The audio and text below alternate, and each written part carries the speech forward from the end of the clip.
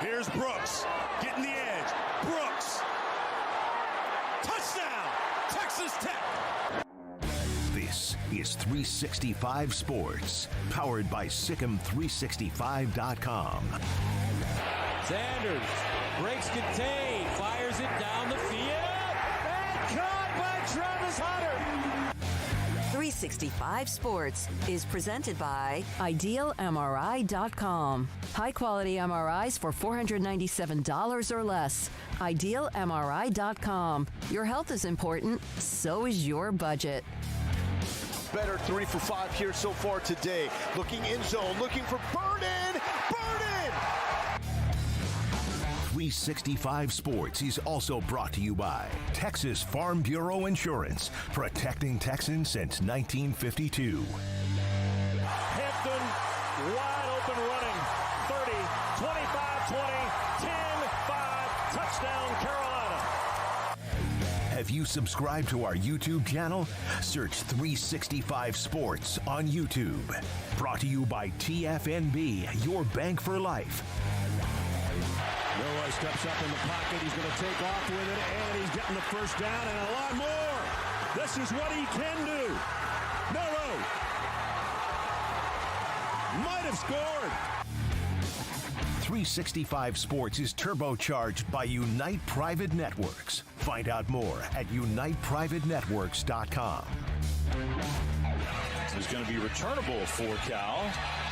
Out across the 20 and out into the open field.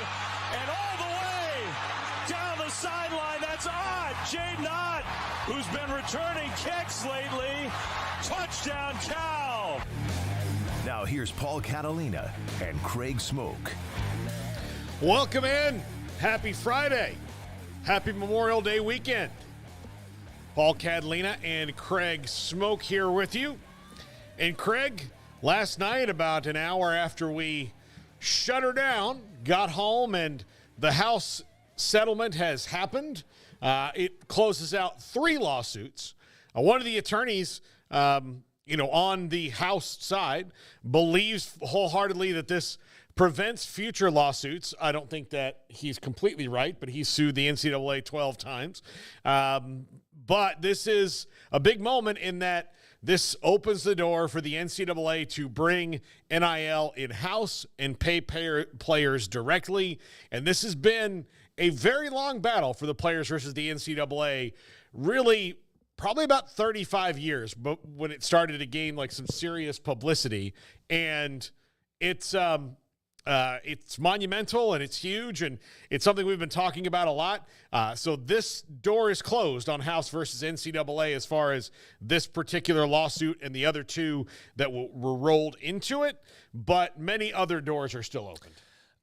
Disagree. It's not totally closed just yet. They got some other things they still got to work through. They've come to an agreement, but a lot of the particulars and the actual enforcement of this is not done yet. But for the most part, they've found a finish line of some sorts. It's a win for the players and all of the people that have now attached themselves to players, whether that be lawyers or agents or whatever the case may be that have been advocating for them. It's a win for those folks. It's a win for just the people who thought that athletes should always be getting paid, and that coming from the school. It's a win. As much as people will say, this is all about the players, and it is mostly about the players, it's a win for the schools too. I mean, I know it doesn't seem like that, but you can't tell me that them being able to bring this in-house is not a win in some ways for them. This is exactly what they wanted. Yeah. Now you can say, well, they're having to spend all this money that otherwise would be going to this, that, or the other, and you're right, but they'd still much rather have control than not have control. And so now they have not full reign like they used to have and like they will never have again. But this is something now where they've gained a little bit, I think, in return as well. So, yeah, you're going to write a big check for the next several years to many athletes who deserve the money based on this case. But I think you're also going to have a bit more of the controls than you've been accustomed to these last couple of years. So, yeah, it's an historic day. I mean, players are not full employees, but, I mean, in my head, I kind of consider them that now at this point, basically, since they'll get paid directly. And I just, I didn't love college sports because of the money to begin with. Like, it never mattered to me what schools were getting paid this or that, or, the player equation. That was always a question that everybody debated on whether that should happen or whether it would ever happen. I think it's long overdue, and I'm glad that we're here. It just depends on the day, like either completely nauseous at the thought of more legal stuff or excited about what that road could lead us down towards. And in this case, we've been talking about this a long time, so I'm excited that there's a bit of an end of the road here as far as this particular story goes. Unfortunately, I know that leads to 7 new branches that all shoot off. Just looking at the comments to any number of reports is like, all right, well, how is this taxed and categorized? And I'm just like, boom. It's like, just don't even get me started on all the new questions that this creates. I don't know.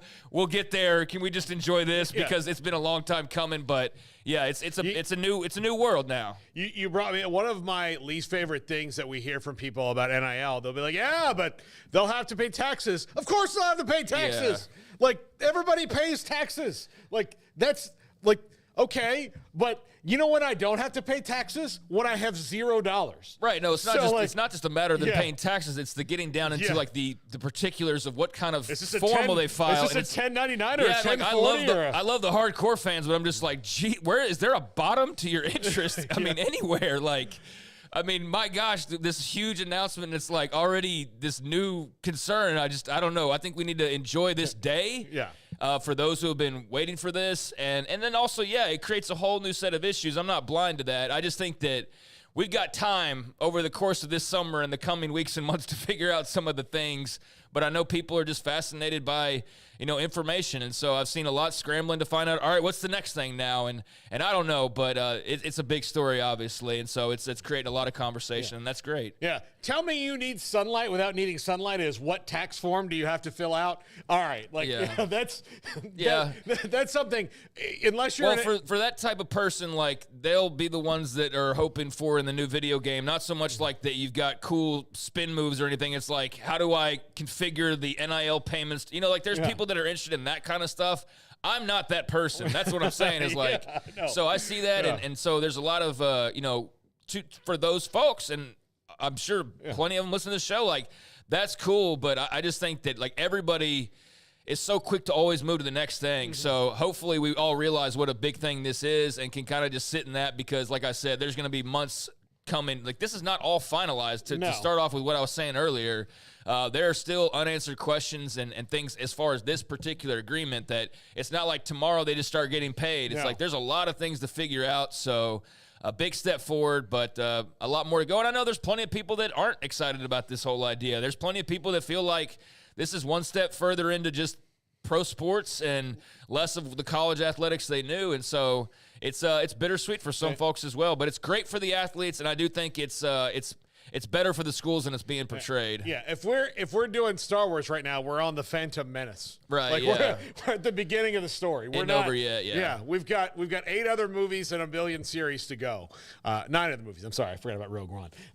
But we've got all of that. And okay, so Ross Dellinger continues his streak of leading off the show. Just a legendary streak. I'm going to go through these so that people know the facts. He's doing a great job. He's absolutely killing it. Almost every other media person we have on talks about how much Ross is killing it in this right now. But, okay, $2.776 billion in back damages over 10 years from the NCAA National Office in the Schools, 40-60. The top 15 to 25,000 D1 athletes who played from 2016 to 2020-ish, and the allocation formula for distribution with estimated 90% to P5 football and men's basketball players, which is approximately 6,000 athletes. So that's the money you're going to get. So you can do the math over how much money they'll get over 10 years per athlete, but it'll be spread out over that time. Next up, the revenue share. 20 to 22 million annually, fluid, and will escalate based on school revenue figures from the schools to the athletes. School discretion on the distribution, and Title IX applies. It'll be implemented in summer or fall of 2025, and the exceptions are $5 million of Alston and new scholarships can count towards that cap. So that's another lawsuit was Alston. Now, cap enforcement, court oversights and audits, athlete reporting mechanism of third-party NIL, must be true NIL based on developed fair market value data, enforced through NCAA outside entity with court backing, and the burden on school and athlete to prove true NIL, and no pay-for-play / booster play. That's the part I don't really think they can get around. And never have been able to. Legally, yeah. Because there's nothing that's happened in court that says that I can't. And I think this is where the NCAA is missing this, and that they are. Because the basic thing is, by telling somebody you can't make money for doing this, then, look, if I have $1 billion and I want Craig and Garrett to come and play for my school, if I own a business, I can pay them for whatever I want to pay them for. There's no, there's nothing that tells me that I can't, people get paid to play video games. There's nothing, and I can say, listen. There's people on TikTok which I don't have and I never will, and not because of China or anything. I'm too old at this point. I'm done. I'm done with the new apps at this stage. We have one for this for the. Well, thing great, but you won't see me on there. No. That's. I mean, I totally get it. And if I was trying to hop onto popularity, that would be the place to go. I'm just saying that's where I've cut off. Yeah. All right, I'm just going to stop here as far as social media apps go.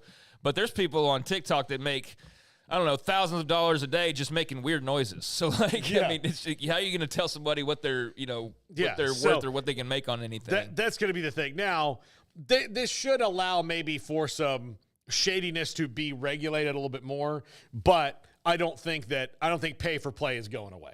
I just don't think, even though that they believe that, and there'll be some more enforcement, and they'll be able to do it through courts. There's just going to be some things that have to be codified a little bit more.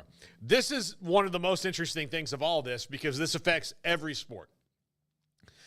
The roster changes. It eliminates scholarship caps.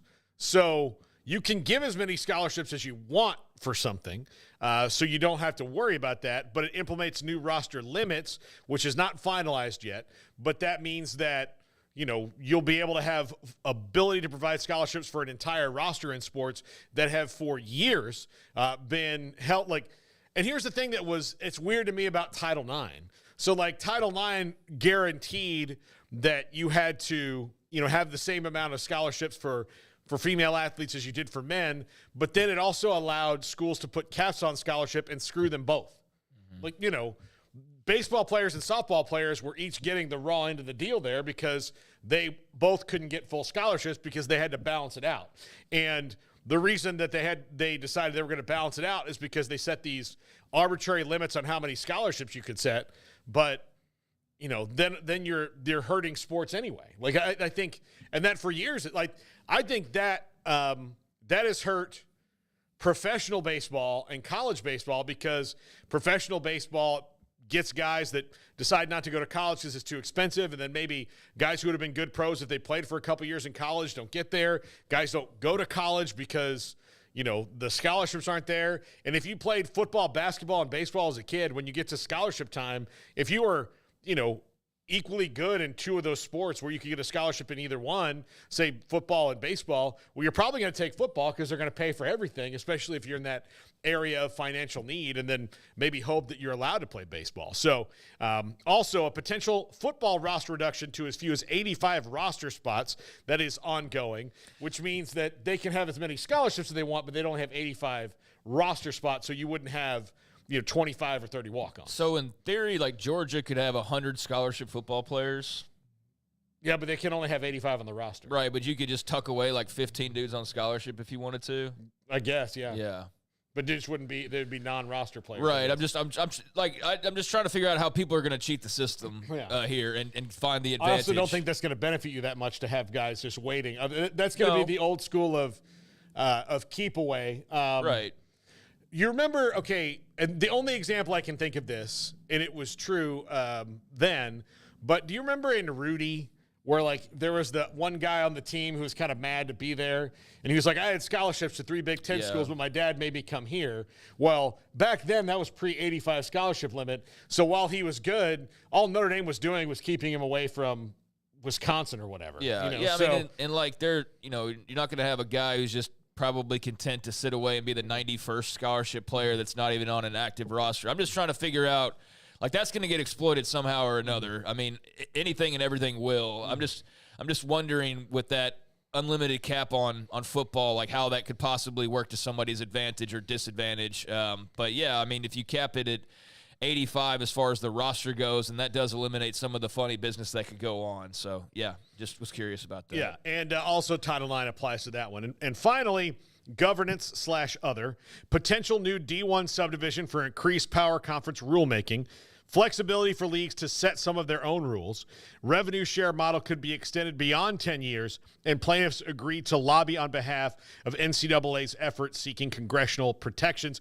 That's a pretty big part there that, you know, the plaintiffs are agreeing to say, hey, we will accept some congressional protections here. So that could allow some things. Now, two different things have come out, and I didn't put these up because, you know, it's just kind of how the world works. Ted Cruz said, yes, we need to do this. And then somebody else came back and said, well, even if we do, I would suggest that they collectively bargain before they come to us for something. So that's kind of where we are when it comes to Congress. Man, you know what? When I follow college sports, I'm like, what does Ted Cruz think about these freaking topics? Like, yeah, okay. So that's good. I mean, we knew they didn't answer every question. And so inevitably, and I saw some of this too as well of not necessarily that particular part, but just some of the things that have been agreed to. I'm already seeing the holes being shot through that and how that'll, you know, potentially get carved up. So, yeah, on the surface, a lot of, I guess you'd consider them good things. And some settling of the waters, but as everybody's pointed out, this is a temporary fix to what could be, you know, more down the line. But yeah, I think it's a good day overall. It's obviously a good day for the athletes, and there are some things now that are a bit sturdier than they were previously as far as the game and rules. It's not going to make everybody happy. There's plenty of people, non-power schools, people who are fans of non-revenue sports that are fearing the worst about what this means, and whether you're looking at just basically club sports for any number of, you know, water polo or whatever, softball, I mean, what all that looks like. So there's still a lot of fear over what this could mean on the other side of it. But I think in general, prior to today and this not being settled, basically fully settled, although, again, like I said, it's not officially official, like as far as the particulars, but this is all pretty much well and done. I think it's a good day in that regard, and it helps, you know, take some of the weight off of the problem pile that has been stacking for years now. And there's still more to do and take off of that pile, but this is a step in the right direction. And for the most part, like I said, there's definitely little things here and there that, depending on who you are, you can have a quibble with. But in general, I think this is probably best for all parties to move forward, as opposed to the alternative. So if anybody said, well, no, this sucks, we shouldn't have done it this way. All right, well, then pay out all the damages to the athletes and see where your school sits after paying all that money. I mean, that was the alternative. So, yeah, I think you take this path. All right, Nicole Auerbach, to kind of sum this up really quickly, there's still some other things to be worked out. Title IX, classification of revenue share payments, etc. House lawyers and representatives for the NCAA do not believe that the Fontenot case will stand in the way of this settlement. That's what they believe right now, but that case is still out there. We will talk to Dan Lust about why they think that and why maybe the Fontenot case people disagree. That one's going on in Colorado. There was an attempt for the NCAA to roll Fontenot in because they were able to roll two other cases into house.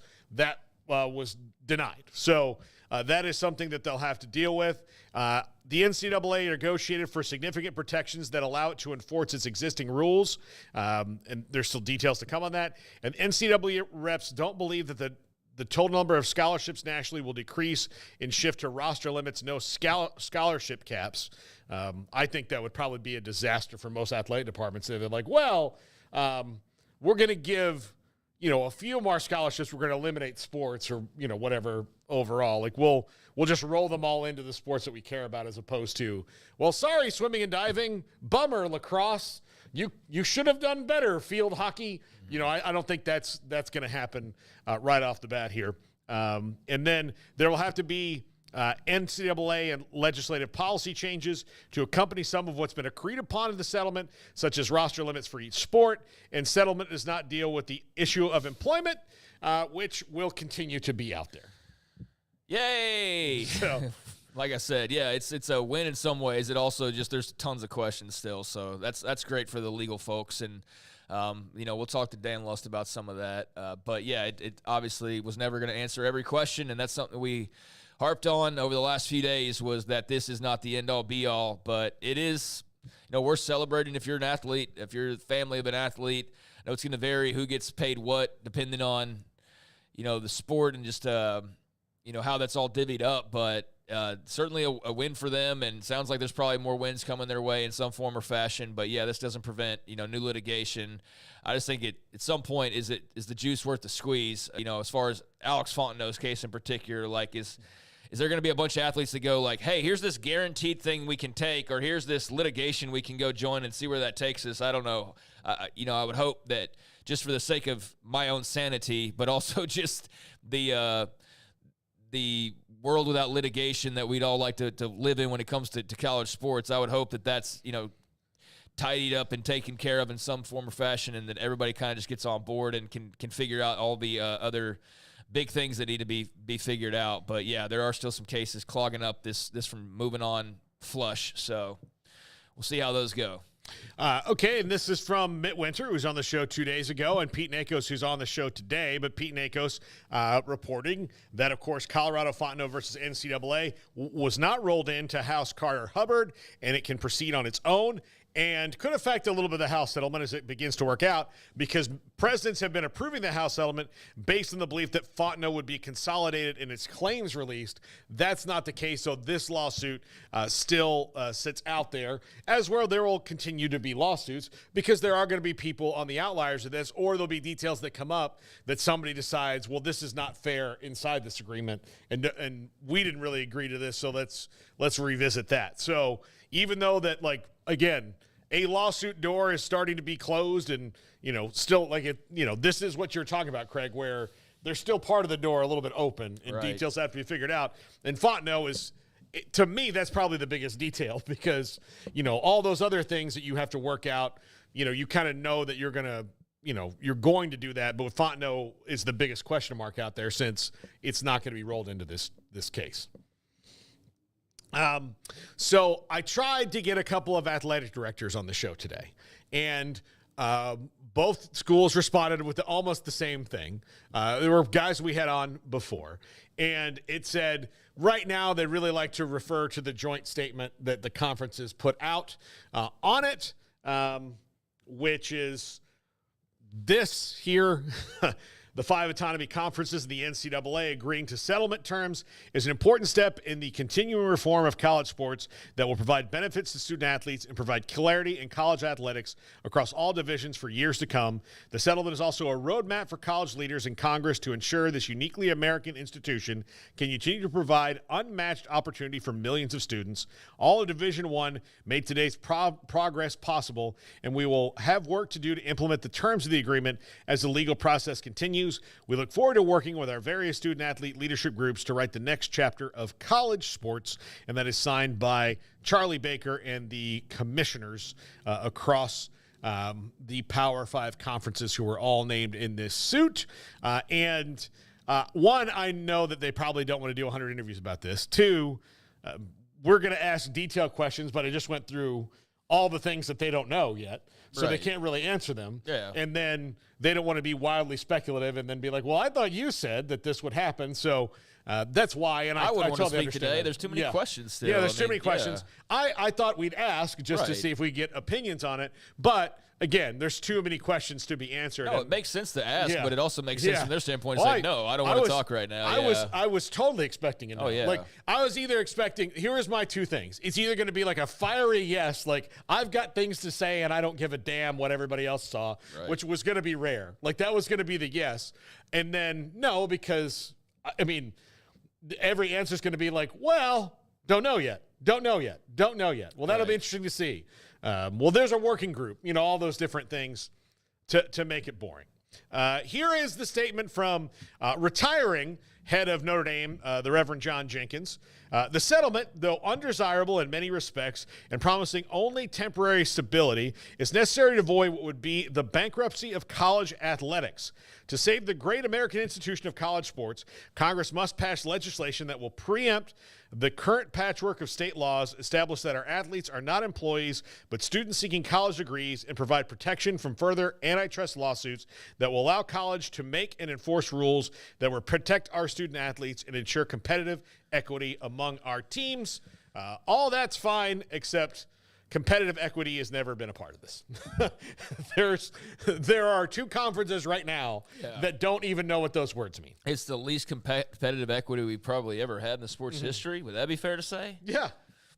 So, yeah, I mean, I know there's, I guess, some desire, some hope that could change and it could be a little bit closer to being a more even playing field. But all we've seen the last couple of years is, is just more separation, more of a separating in terms of finances and TV network coverage and things like that. So, yeah, I know that you're kind of clinging on to that. It does feel like there's a lot of just holding on to the way that it was and this ideal of or set of ideals or this picture of what it was, and it's just not even close to that, nor will it ever be close to that ever again. It's still got some familiarity to it. It's still, in some ways, the game that everybody loved, but that's on the field mostly. Off the field, it's completely different than what you even watched 10 years ago.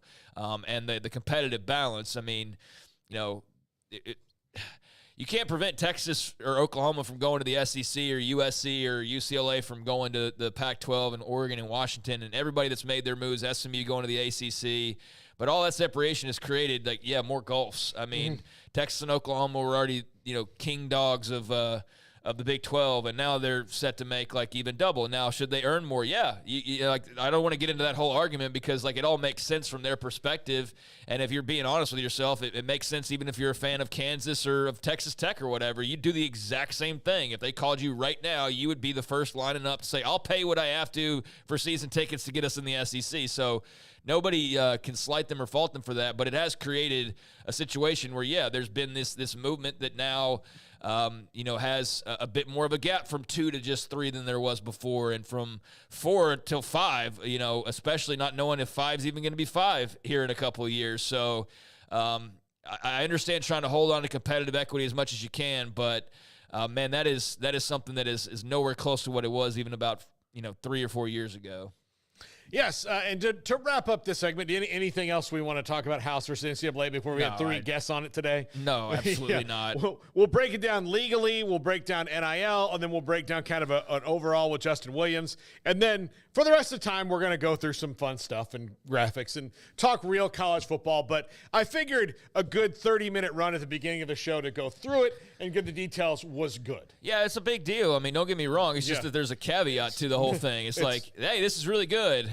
It doesn't stop anything from happening after this as far as lawsuits go, but hey, it's good. And so that whole but part of it just it softens the fireworks for me a little bit, or makes those fizzle out a little bit more than if this was hey, boom, this is the end. There's this and there's that. It's all in place, and you move forward, and there's no more lawsuits. That's the world I want to live in. And I know that's being selfish, but just ideally, I think that's where every college football fan would like to live. I don't think most are yes, another lawsuit. Yeah. Awesome. That could threaten the existential, whole being of this sport. Hell yeah. I'm sorry. I don't root for that. I want it to just, be kind of on an even keel. And it's been anything but, and so it's going to remain that way for at least a little while. But, yeah, there are definitely things to like about this, particularly depending on where you sit. And I do think it's a step forward. It's a much-needed and much overdue step forward.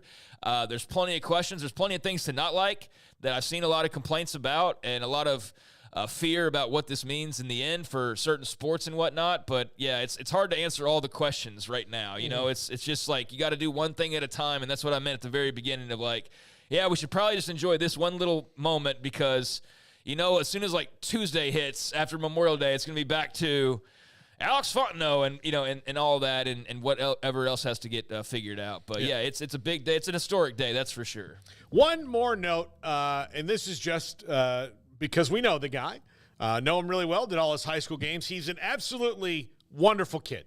one of my favorite players I've ever interviewed, ever.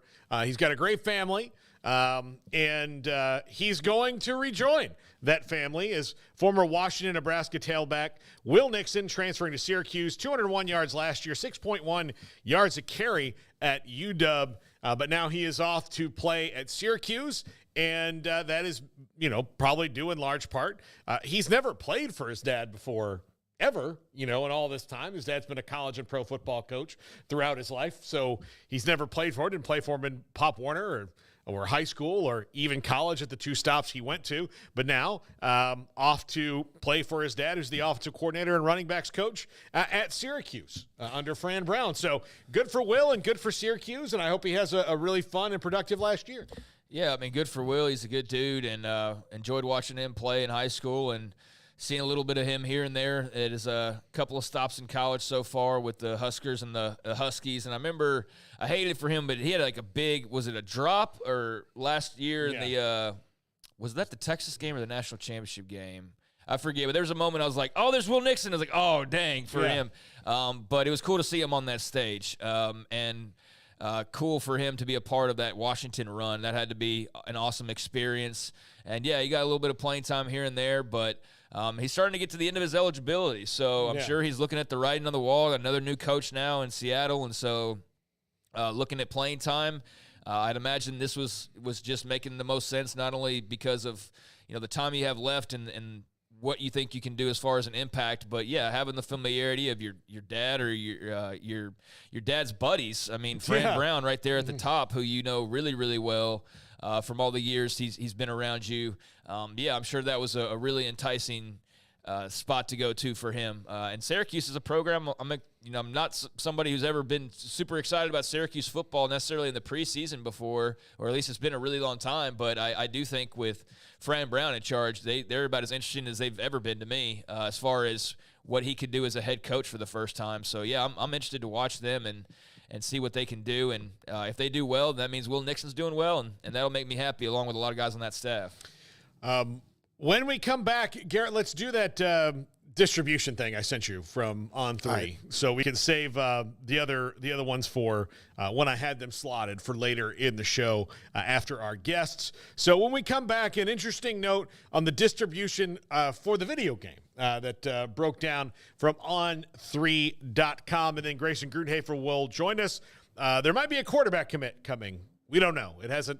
I don't know if it's happened yet. I've been trying to watch it, but we'll talk about that and potentially anything else in Grayson's segment coming up at 3:45. And of course, Dan Luss, Pete Nakos, and Justin Williams join us today too. This is 365 Sports. Memorial Day sales event at Allen Samuels in Waco is pulling out all the stops with incredible deals you won't want to miss. Picture yourself behind the wheel of a sleek and powerful 2023 Dodge Charger or Challenger RT. Right now, you can drive home with a whopping $14,000 off MSRP. That's right, $14,000 off. How about a 2024 Ram 1500 Limited Crew Cab 4-wheel drive for $11,500 off the MSRP? That's right, $11,500 in savings only at Allen Samuels of Waco. Stepping into the boots of a U.S. Army officer can add confidence and leadership skills to your son or daughter's career path. See all the things they can achieve in our boots at GoArmy.com. U.S. Army Waco Recruiting Company, 254-598-8131 or 254-776-1543.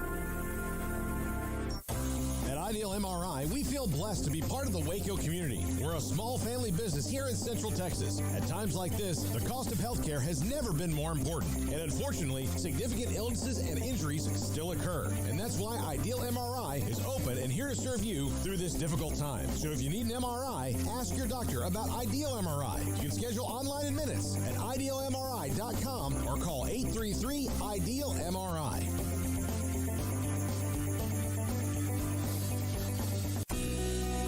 Johnson Realtors guide you seamlessly through the process of buying your dream home or selling your current one. Commercial, farm and ranch, or residential, Camille Johnson Realtors can smoothly and successfully lead you through any transaction. With a team of 28 experienced agents who are excited about serving you, Camille Johnson Johnson Realtors services the entire greater Waco area. If you're in the market to buy or sell, contact Camille Johnson Realtors, 104 Midway Center in Woodway, or find them online at www.camillejohnson.com. Camille Johnson Realtors, elegant, charming, warm. Welcome home. Parenting is full of surprises. You never know what to expect. So after our son was born, I called my Texas Farm Bureau insurance agent to set up a life insurance policy in case something happened to me. Sawyer is now 2. And we'll soon have a sister. There's no one else I would trust with protecting my family.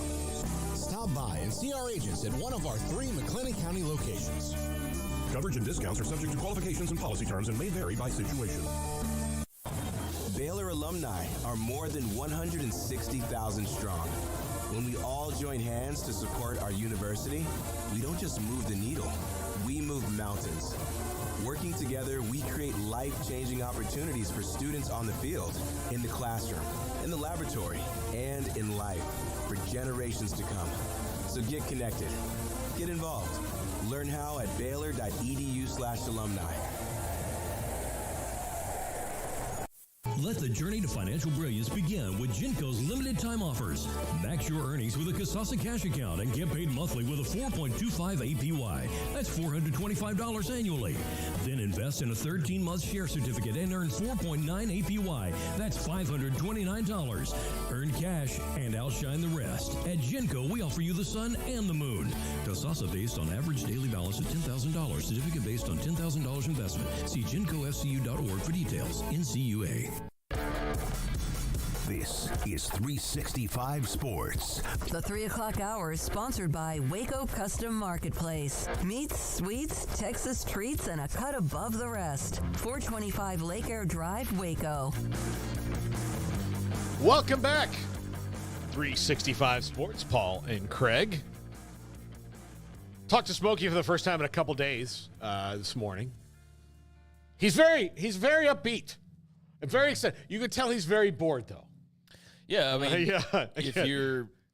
if you're somebody like me who you could just put me in a comfy spot and just have the TV and the phone and like all of that at my disposal, I can entertain myself for a few days. Give me some books to read. Yeah, catch up on my reading. But he's just the type of person that he can't do that for too long, and like I can't do it for like 2 weeks. I go crazy too. But I mean, he especially like doing it for 2 days is like a hassle. So you can imagine doing it for a week and a half at this point. Mm-hmm. So yeah, I think he's a little bit stir crazy, and then again, that's part of the deal is resting up. I think he's got, if I remember correctly from the text message I just read a little while ago, the catheter's out.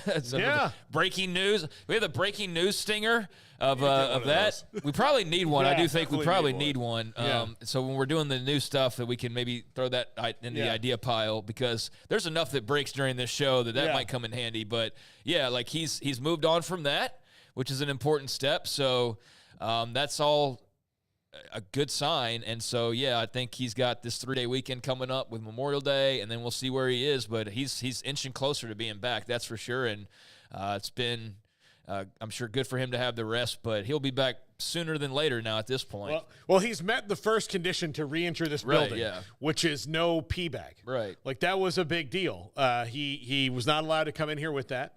On the, less than non-zero chance that he would have rolled the chair over it, and then we would have had a problem. It doesn't work like that necessarily. It's not just hang in there. No, I know, but it would that would happen during the show. Like the off chance that the little thing popped off and it loosened down. It would happen here. It would. I know. I've watched too many other things happen. So yeah, as soon as he's feeling up to snuff to be awake, I think that's the other thing is that you could, after you have surgery, you're kind of tired for a little, you're like, oh, I have a lot of energy, I'm good. And you're like, I do need to take a nap. Like your body just tells you. Well, yeah, he got cut open pretty good too, so his body's needed to heal up. So he had major surgery, and it's going to take a little while. But like I said, he's moving well, and has had some things taken off his hands that were part of the recovery these last few days. And so, yeah, he should be back. Yeah. I'm not going to say Tuesday, but, I mean, I don't think that's far off at this point. He's getting close to being back. It would be next week. I think he's going to be here next week. If he's not, then, I think that's a setback of some sort. So let's hope that all continues to go well. Yeah, absolutely. All right, so these are the tiers of the rankings for the teams on EA Sports College Football 25. And these are based on the final finish in the last 10 AP football polls from 2014 to 2013. The top tier. Well, you need to explain a little bit clearer. Yeah. These are the payouts okay. for these teams. This is what these teams are getting. This is not like this is how the video game works on the screen. This is not really video. It is video game related because this is what the schools are receiving. We've talked about the players ad nauseum and everything that they've been involved with as far as opting in and what they're getting and all this and that. But this is according to I think it's Collect Media, and they put this out earlier today, and this is the payouts that the schools are apparently receiving, all 134 FBS schools, and it's determined on a 4-tier system that you see here. The tiers determined by each team's finish in the final AP poll over the last 10 seasons. And they say per documents obtained by Collect Media, when a team finished the year in the AP's top 25, it received 1 point. So this is where those teams landed based on their AP poll final finishes over the last 10 seasons, and those tiers then determine what amount of money you are making. So, that's what that means. Yeah, and I'm sure this will be fluid over time as, if you go on a run, if you're, say, Colorado in the 3rd tier, and then you have a run like, Oklahoma State has, who's in the top tier. If you have a run like that, then you'll be in the top tier. So so it's the last 10 years. So if you suddenly get there next year, if you're Texas Tech, then I don't know where that they sit like as far as the total points go, but maybe that bumps you up to tier 3. But according to Collect Media, tier 1 gets $99,875.16. So you see there, it's a pretty exclusive group, but Alabama leading the way, no surprise. Ohio State. You look at, just across the board, it's kind of the usual suspects on that top line in terms of just being kind of always involved or being in big games or being there at the end of the year. Look at Oklahoma State. With their top tier 1 status there. I think that's a great look for them. And then, from a Big 12 perspective as well, Utah up in that top tier, which I don't really think that comes as much of a surprise. They've been sturdy as all get out for a while now, but you'd guess Alabama, you'd guess Ohio State, you'd guess Clemson, you'd guess Georgia, and probably a couple of these others, but Iowa in there as well. We make fun of them. They just go win 10 games like every year seemingly, which just the way that they do it is so foreign to the modern day concepts of football that it just looks alien. But anything jump out to you? But not a lot of schools right there in that top tier. No, the things that like the second tier is exactly what you'd expect it to be too. We can't go through all of them, but it's all schools. Like there's a ton of schools that fall into the same category of big gigantic brand that has had good periods and bad and has been very streaky. So SC, Florida State, Texas, Florida, Washington, Tennessee, Ole Miss, Auburn, Baylor's in there, and then there's other schools that have like popped, like Miami. They all fit in that like what is going on here category. Like, oh, we good again? Oh crap, we're not good anymore. Like there's a lot of those, and then there's the other ones like San Diego State, who's been kind of consistently good over the time, or UCF, who was good in their last conference and is now in a new one, like those kind of things. So, well, it's the biggest tier. I mean, it's like I guess 4 is actually the tier, but the second biggest tier, I guess my screen cut off at the bottom of 4, but those are teams that have had some successful seasons and some lesser than successful seasons, but just medium to average seasons mixed in. So it's the last 10 years, so there's a bit of an up and down, but I was a little bit surprised to see Baylor just because they've had a lot of down seasons, it feels like, lately. But if you're going past 10 years, then they've had their fair share of top 10 finishes. And so you've got obviously just looking Big 12, Cincinnati in there, TCU, Baylor. You've got BYU in that tier, Houston, West Virginia, K-State, Arizona, all in that tier as well. UCF, don't want to forget them. And then you've got, some of those schools that have been banging on the door for a long time. USF, Memphis, San Diego State, as you mentioned, and so on and so forth. So, yeah, that's a nice grab bag of different types of schools. A&M's in the second tier. That's probably where they're going to live. But those schools get $59,925.09. So it's about a $40,000 drop-off from that top tier. Then tier 3, you've got $39,950.06. So I don't know, like, when a school gets like a $39,000 check, is that just like a drop in the bucket? I would think that still feels substantial, but maybe just with the money flowing in and out, that's like it's like getting a $10 or something like that. I don't know, but you've got Kansas in there. You've got Colorado in there. You've got Iowa State in there, Arizona State in there as well from the Big 12. And then you've got, a collection. There's Oregon State. There's Washington State in there as well. Those two, the Pac-2. SMU now at the ACC. So, just a smaller mix than the tiers above and below them. But tier 3, nearly $40,000 they'll get paid out. And then that bottom tier, they get a pretty significant drop-off. $9,987.52. So that's a $30,000 drop from tier 3 to tier 4. And I mean, you look at some of the school, there's a lot of Big Ten here, fellas. Well, a lot of Big Ten. Maryland and Rutgers and Nebraska and Illinois, and those are some of the things that jumped out to me. But Texas Tech's in this bottom tier. And you think about it, like, they haven't had a bunch of top 10 finishes. I mean, I don't even know what I haven't seen or top 25, or top 25, I haven't seen the final tally, like, that actually has, and I'm sure it's probably out there at this point, that actually has the marks of every school and where they sit on this. But I don't think that's totally surprising.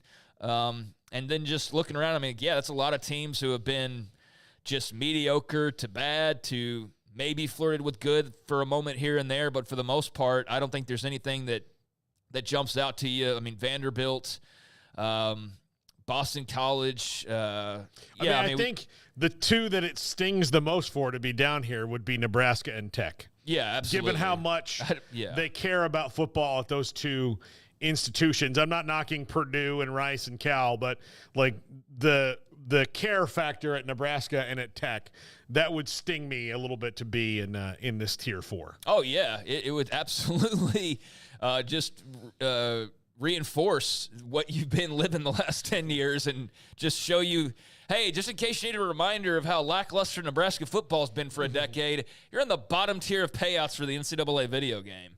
They didn't even put them on the top row. Right. Like, 'cause it's not alphabetical. It's Tulsa and, Central Michigan, and then they just put Nebraska. Like, even in the graphics, like, maybe it's done in that order, I guess. But, like, maybe we're looking at how many they did. So it might be in the order of, like, where you actually were positioned in the end.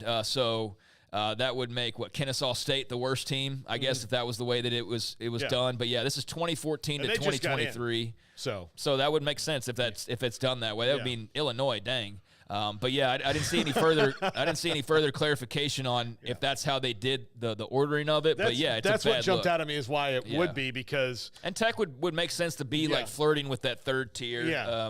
If that is how they did that. But was Tommy Tuberville the coach in any of those 10 years he was, right? I'm trying to remember what his years were at this point.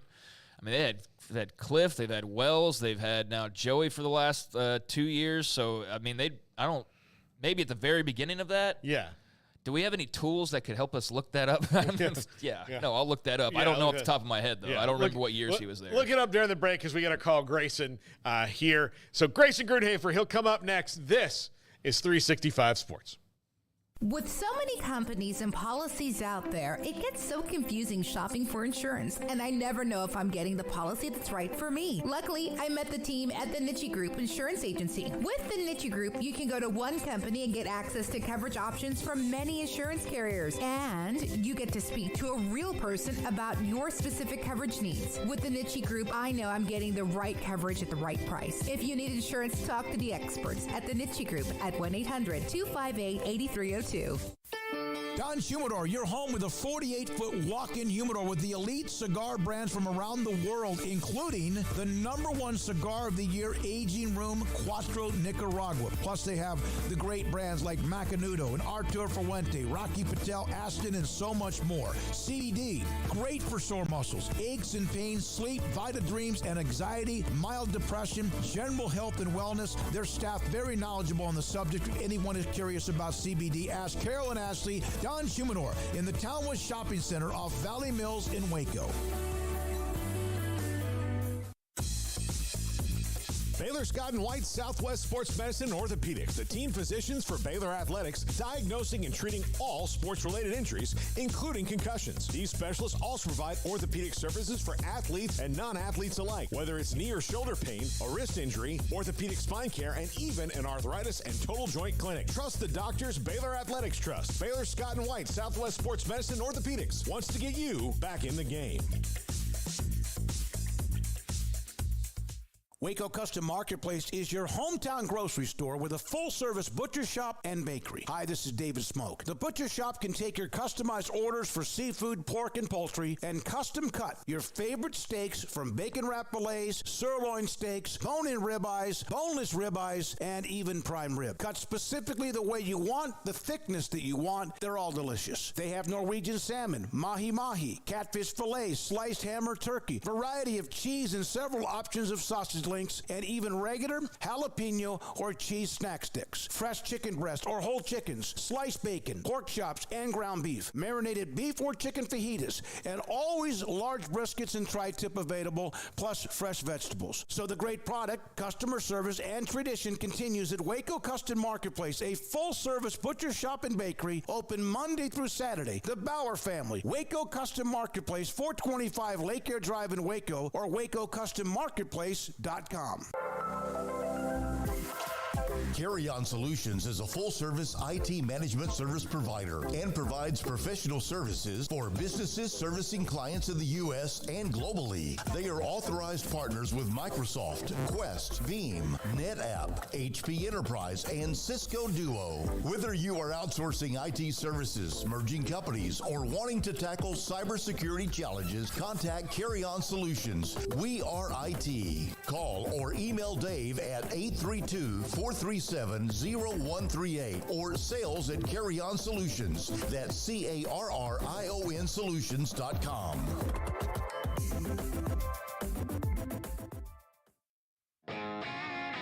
This is 365 Sports, powered by SicEm365.com. Enjoying the show? Hit the like button and subscribe. Welcome back, 365 Sports. Grayson Grunhafer in for his weekly segment. And Grayson, you sounded so forlorn when I called you because you were hoping to have a commitment announcement today, but as of right now, we don't. Yeah, exactly. And, you know, this has been kind of a whole day-long process because the staff started, I believe, tweeting about this. I think it was at like 8 this morning. So just kind of been waiting on some things to see if anything's going to be announced today or not. But yeah, it's just been kind of a waiting game for sure, as, you know, Baylor looks like they're going to probably add a commit in the 2025 class coming up soon. So Grayson, I think Paul teased a quarterback. Is that what we're looking at? I mean, I know you can't reveal too much information, but that's obviously been a storyline for them, is trying to figure out what to do ever since Adam Schobel flipped to Oklahoma State. I mean, is that where we're looking as far as this goes, or is it another position and we're reading this wrong? Well, you know, I think that if you kind of go off of just the way that, you know, we've kind of reported things on SicEm 365, Baylor did have a quarterback prospect on campus yesterday, which was Coppell's 2025 quarterback, Edward Griffin. He was the first quarterback to receive a 2025 offer from Baylor since Adam Schobel flipped his commitment from Baylor to Oklahoma State. So Edward got on campus on Thursday. He got his offer 2 weeks ago on May 10th. He's just been a guy that's been in constant contact with Jake Spavital. And just kind of building that relationship, right? And he got on campus yesterday, kind of got to know the staff a little bit better, got to meet Coach Aranda, and just kind of all of those things. And I think that, that would make, some sense since he just visited. Obviously, he was the unanimous overall District 6A MVP this past season, threw for 3,500 yards, 48 touchdowns, only 3 interceptions. So if he is indeed the prospect that they're able to land following his unofficial visit, that would be huge, to get a quarterback in at this point, especially as official visits are starting to ramp up in June. It's always nice to kind of have the face of the class, right? That's the guy that's going to go out and help recruit other prospects. And also, for Baylor, a huge focus for them is the wide receiver position in this class. And I do think that, prospects, I don't think it's the end all be all who the quarterback is in the class, but I definitely think that it helps when you see a guy that's really performed at a very high level, in 6A Texas football. That's a huge deal, I think. Grayson, what other doors could this open for them? As far as like when you get the quarterback, do you think it's going to open some other doors, especially considering how good this guy was a year ago? Yeah, I think the biggest thing really is just the simple fact that, you'd have him committed, and then that kind of leads into this June period where you have 3 official visits in a row. And so you have this great opportunity to have him at least on one of those official visits talking to a lot of the prospects that are uncommitted, the guys that you could possibly land. And again, I think they're really focused at the wide receiver position. They have a lot of wide receivers who will be taking official visits, a lot of guys that they are certainly in on. They made the top 5 today for a 4-star wide receiver out of Shadow Creek, Ja'Cory Watson. So he's just one of those names to definitely keep an eye on. So yeah, I think it matters in regards to just those relationships, seeing that there's a quarterback in place, seeing that there's going to be a high school quarterback in this class. All of that would be, a big deal if they do in fact land Edward Griffin. Grayson, what kind of sentiment? I think we talked to Mac Rose the other day, and it feels like Baylor's going to, be involved at a high level as much as they possibly can. But do you get any sense of like dread or worry about, some of the stuff that's in the news this week as far as just the rules changes and athlete compensation and things like that? Do you sense from the Baylor side of things that they're ready to go and the football program's ready to go, or is there a little bit of still figuring out to do? I mean, I think there's going to be some figuring out to do. I'm not so sure that there's dread right now or anything along those lines at this moment. But, I think that's probably one of the hardest parts about NIL is just the fact that it keeps changing and that there's all these, different factors that start to happen and these different rules that come up. And I think when you start kind of seeing those rules change, it makes you have to pivot a little bit. We saw Baylor pivot this offseason. They've changed a lot of things. Dave Rand is really focused on the NIL part of things because we know that he made mistakes with that in the 2022 season and, of course, last year as well. So he's fixed that. But now, as more rules change, you're going to have to change, your formula as well. And so I think that's kind of what they're going to be working on. But I haven't heard anything as far as, there being this sense of dread or this sense of, oh, you can't keep up with other programs or anything along those lines. I think it's still business as usual, but I also think that they definitely keep an eye on these things because you have to nowadays. I mean, everything matters when it comes to NIL, and you got to find ways to make sure that you're able to continue to keep your program contending. Grayson, I know that they've done a lot of work on the offensive line and the transfer portal. Do you think that 5 is set, and do you think that there's any straggling positions or stragglers out there in the portal that they might go get? I think that right now the offensive line, it seems at least that the staff is comfortable with where the offensive line is at now. And they've added 4 offensive linemen total in the transfer portal, 2 of them post-spring ball, which were South Carolina offensive lineman Sidney Fugar and Texas A&M offensive lineman Colton Thomason. So they added those 2 in the first portal. They added Kurt Daniker and Omar Igbedian. And so I think they kind of feel like they got the right combination of talent, experience, potential, and upside. I think that to come together to where I think they feel good that they can have a quality starting 5 out there and potentially, a quality 8. Now, quality can mean a lot of different things, but from a team that was probably, in the bottom, I don't even know, probably bottom 25 as far as offensive lines go last year, at least bottom 30. If they can get that to being, closer to being a top 70 type unit or 75 or somewhere just being average in the Big 12, that would go such a long way. It probably would have won them, maybe 2 or 3 games last year had they been just that level. And so I think they feel like they're getting closer to that. I still think it's a wait and see, as it is with all transfers. You kind of just got to see how they adapt and see how they develop in this new scheme. Now, as far as other positions go, they added Rod Dilworth this past week out of East Carolina. That was a huge focus for the staff, trying to get a linebacker in the room. There was thought of maybe taking a younger guy, but I think ultimately they went with a guy who does have some upside, but he also has a lot of experience and is only taking up 1 year of eligibility as well. So I think they feel good that he can come in, fill a role as kind of this hybrid will linebacker type who will also play, various positions in different packages and just give them, again, a veteran, a guy that, 21, 22 years old that's played some football in his career and should be able to come in and really stabilize that room and give them some depth there while they try to develop some of their younger guys. Because as we saw last year, the linebacker group really, really struggled.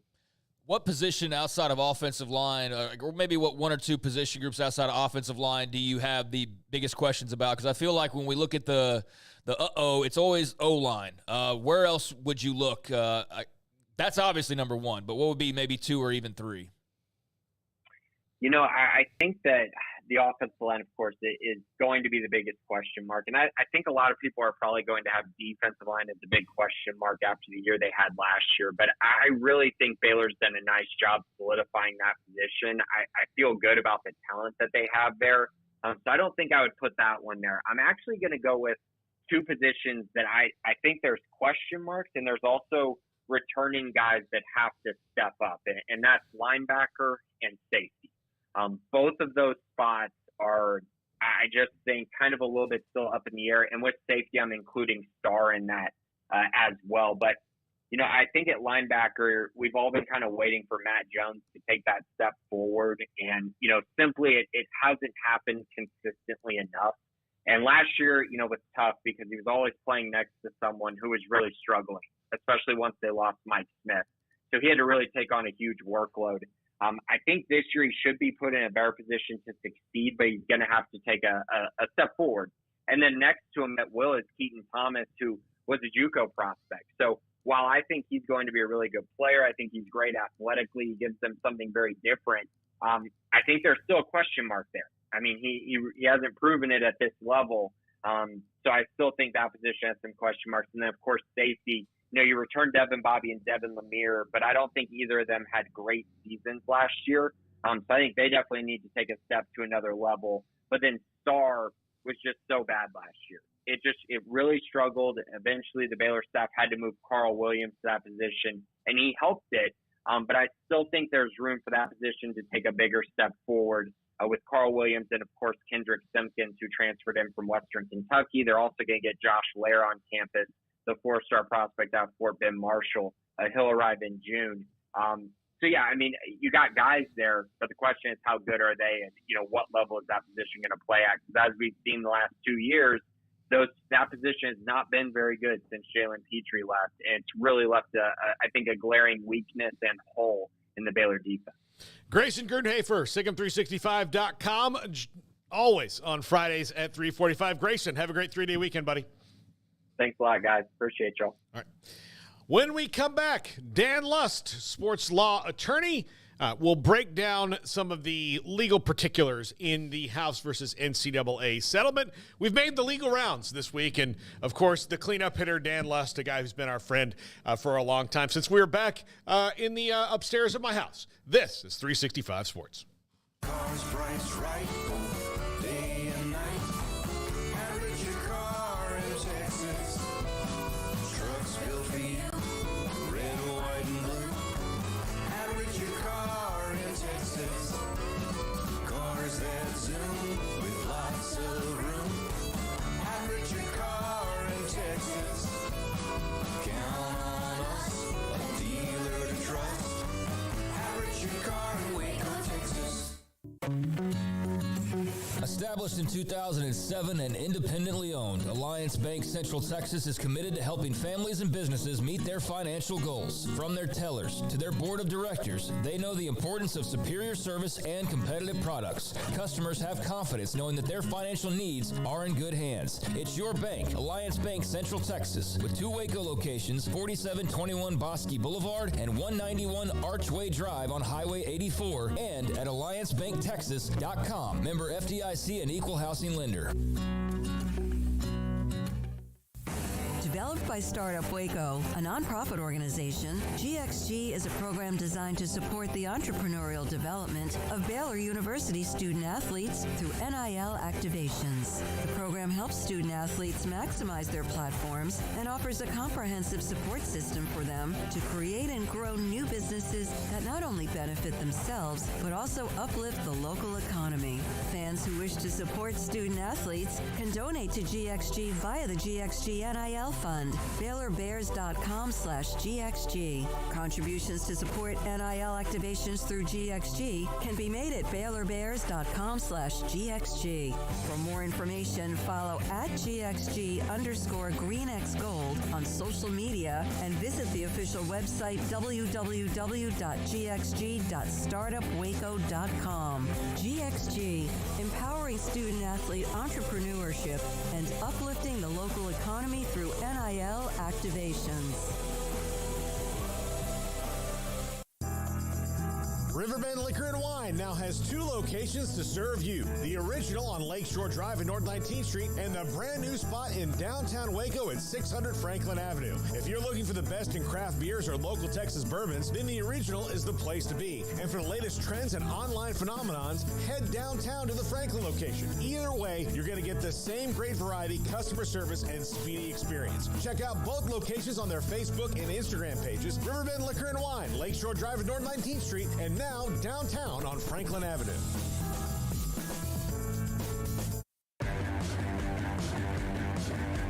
This is 365 Sports, powered by Sikkim365.com.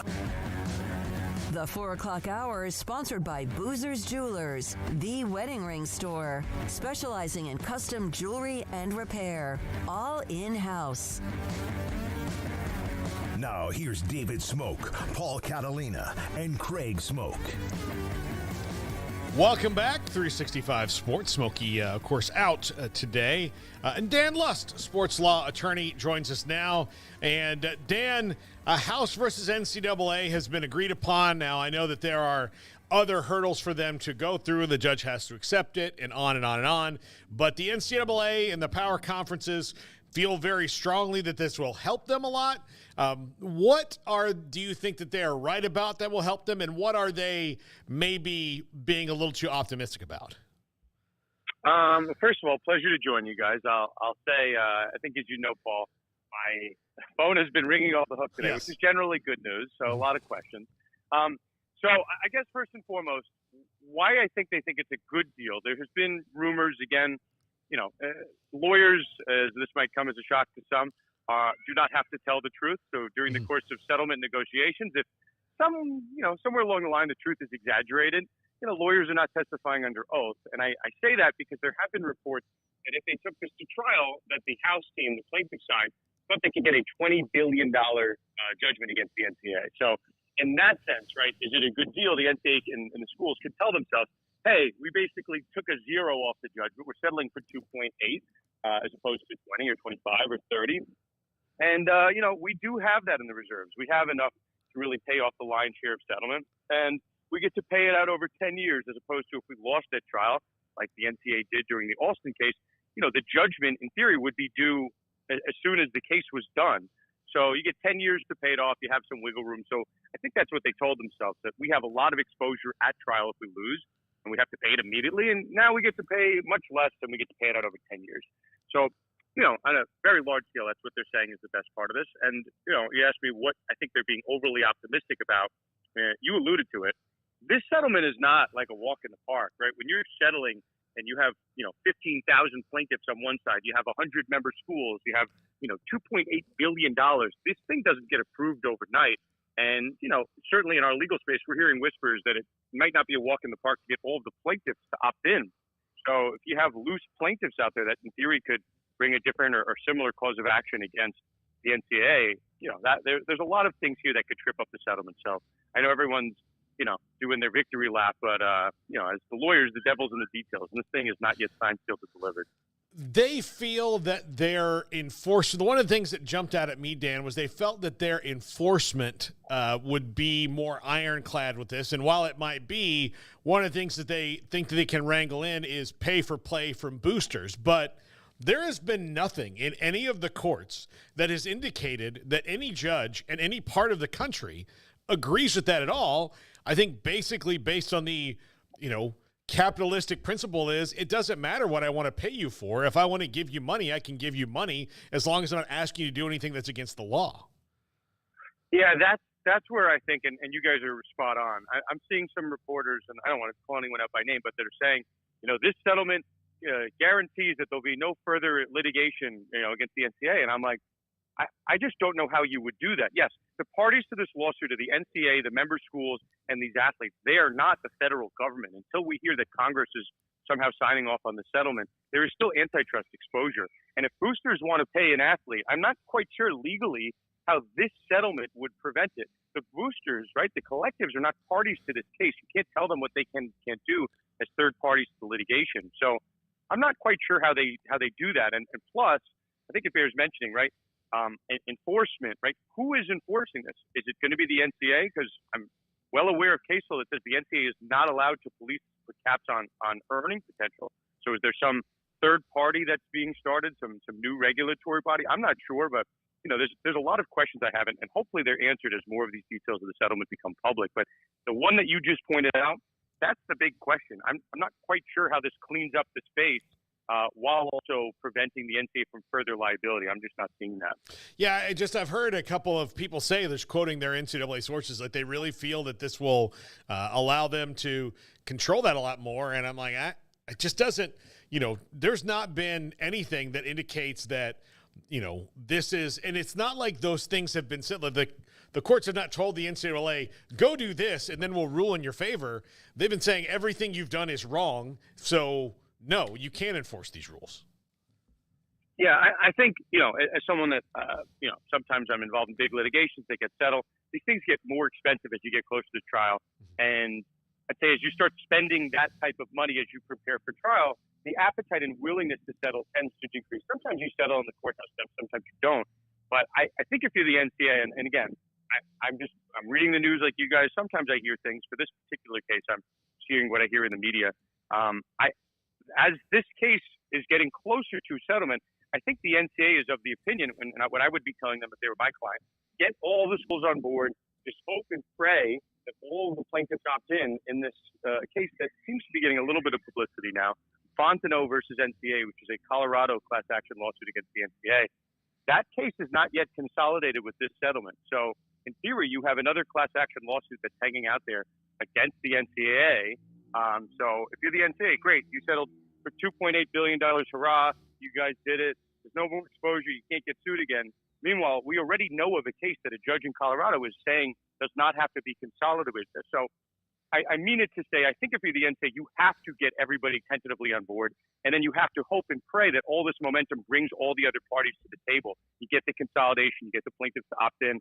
It's not a done deal right now. And I think the NCAA just has to be operating that it will get done. But that's why you're hearing just kind of like blissful optimism. But we're legally, technically, procedurally, we are not there yet. So what would have to happen for Fontenot to get rolled into that? Well, if you're listening to the lawyers sniping each other in the media, the question is whether that case should get wrapped into this, whether it's, we'll say, a common nucleus of fact that it's essentially the same lawsuit. I'm not quite sure it's there, and the court in Colorado had a hearing this week where they didn't feel it was there either. Now, that doesn't mean that the court in Colorado is correct, and we'll see what happens at the end of the day if these two cases should have been consolidated. But as of now, there is another case on the books, a class action lawsuit, where the Winston Strawn law firm is not representing these plaintiffs, so it's a separate cause of action. The Carter and Hubbard cases, those were tied to the same law firm as the House case. That's why 3 cases were able to be consolidated. Yeah, if it's a fourth firm that's not involved and plaintiffs that are not common to the other cases, it's not a walk in the park that the case will get consolidated. Dan, what do you so if you're the NCAA and the plaintiffs, like what would you said not getting all the plaintiffs on board, what would you think would be the sticking point? Would be the amount of money that they would be getting, which, spread out over 25,000 athletes, you're still going to get a nice check, but it's not going to be something that's life-changing money. Yeah, I mean, you could figure out a whole host of reasons, especially, in this context, right? It's $2.8 billion paid out over 10 years. If you told me, right, if I was a retired athlete, and that's where the $2.8 billion is going to retired athletes, and I, let's say I have a good job and I'm, working in finance and I'm doing something and I don't really need the money, and someone could tell me, hey, if you took this to trial, you could get 10x and you could get paid it all in one lump sum. I mean, I don't think you need to go further from that to see at least some motivation not to opt in, or at least try to create some disruption in the settlement. But by and large, I mean, this is going to be found money to all these prior athletes, and $2.8 billion is a big number, and certainly going to have the lawyers who are going to take their cut of that pie that are going to be encouraging it. So, I think the majority of the plaintiffs are going to opt in. I'm just more worried on a procedural sense if we get all the approvals from the court system to consolidate these cases. Otherwise, maybe all of a sudden the NCAA has less motivation to settle. But, if you're reading the news articles, I think a lot of which is from NCAA reporting. Charlie Baker has his report. They think this is a done deal, but, it's not. The judge has to approve it. There's a lot of pieces to this, even just the logistics of what these payments will look like, what the revenue sharing model will look like moving forward, whether they'll be salaried employees, how, if they're going to be on the payroll. I think there's just a lot of loose ends, which, yes, we've passed a major one with the Power 5 or Power 4 and the NCAA signing off, but that's one of a number of checks that has to happen. What would the details of what have to happen for a judge to say, I don't like this? You'd have to think it was unfair in some way, shape, or form. I'm not really concerned with the court signing off. I think that I'd imagine, unless I'm missing something, the court would sign off. I'm more concerned about the looming exposure to the NCAA from other cases, in which case, the actual temperature for settlement might change. And if you have plaintiffs being very boisterous and saying, don't opt in, we'll see. This is you've had the Oregon, the Dartmouth basketball team speaking out. It just takes one momentum shift for this to change. But we're really not even at the point for people to opt into the settlement because it is still so raw and the details are still being worked out. So let's see. I'm not like a glass half empty guy, but I remember, I think coming on your show about a year ago with the PGA Live settlement, and everyone's all excited how this thing was going to merge together and the settlement was a walk in the park. And we're a year later and that whole settlement fell apart. So it wouldn't be the first time in recent sports history where a massive settlement that was approved in theory dissipates. So, I'm just not ready to call it to close the page on this litigation just yet. Yeah. They don't want to be on the aircraft carrier saying mission accomplished yet. Right. Yeah, right. That's it. I'm not Mr. Negative. I'm just pointing out it's not yet done. Yeah. Don't roll out the banner. All right. One more case I'd like to ask you about before we let you go. And this was one that was kind of inevitable, or something like this would have been inevitable, but Jaden Rashada versus Billy Napier and the NIL collective and Hugh Hathcock and all that. This was going to happen.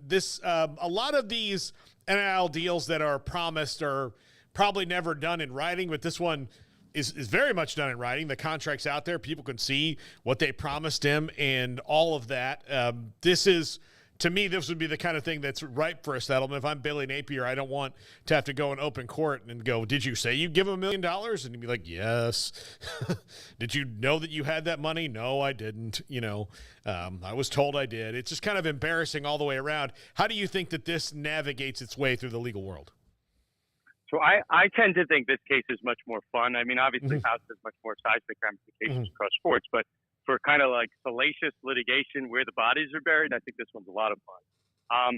So I've been lecturing on this case for about 2 years. I'm very familiar with the ins and outs of this one. I think when it first kind of perked up 2 years ago, it could have been much bigger, right? Because Jaden Rashada could have said, hey, unless you pay me X, I'll go public, and Florida's going to get punished and get the death penalty, and, you'll be in NCAA purgatory forever.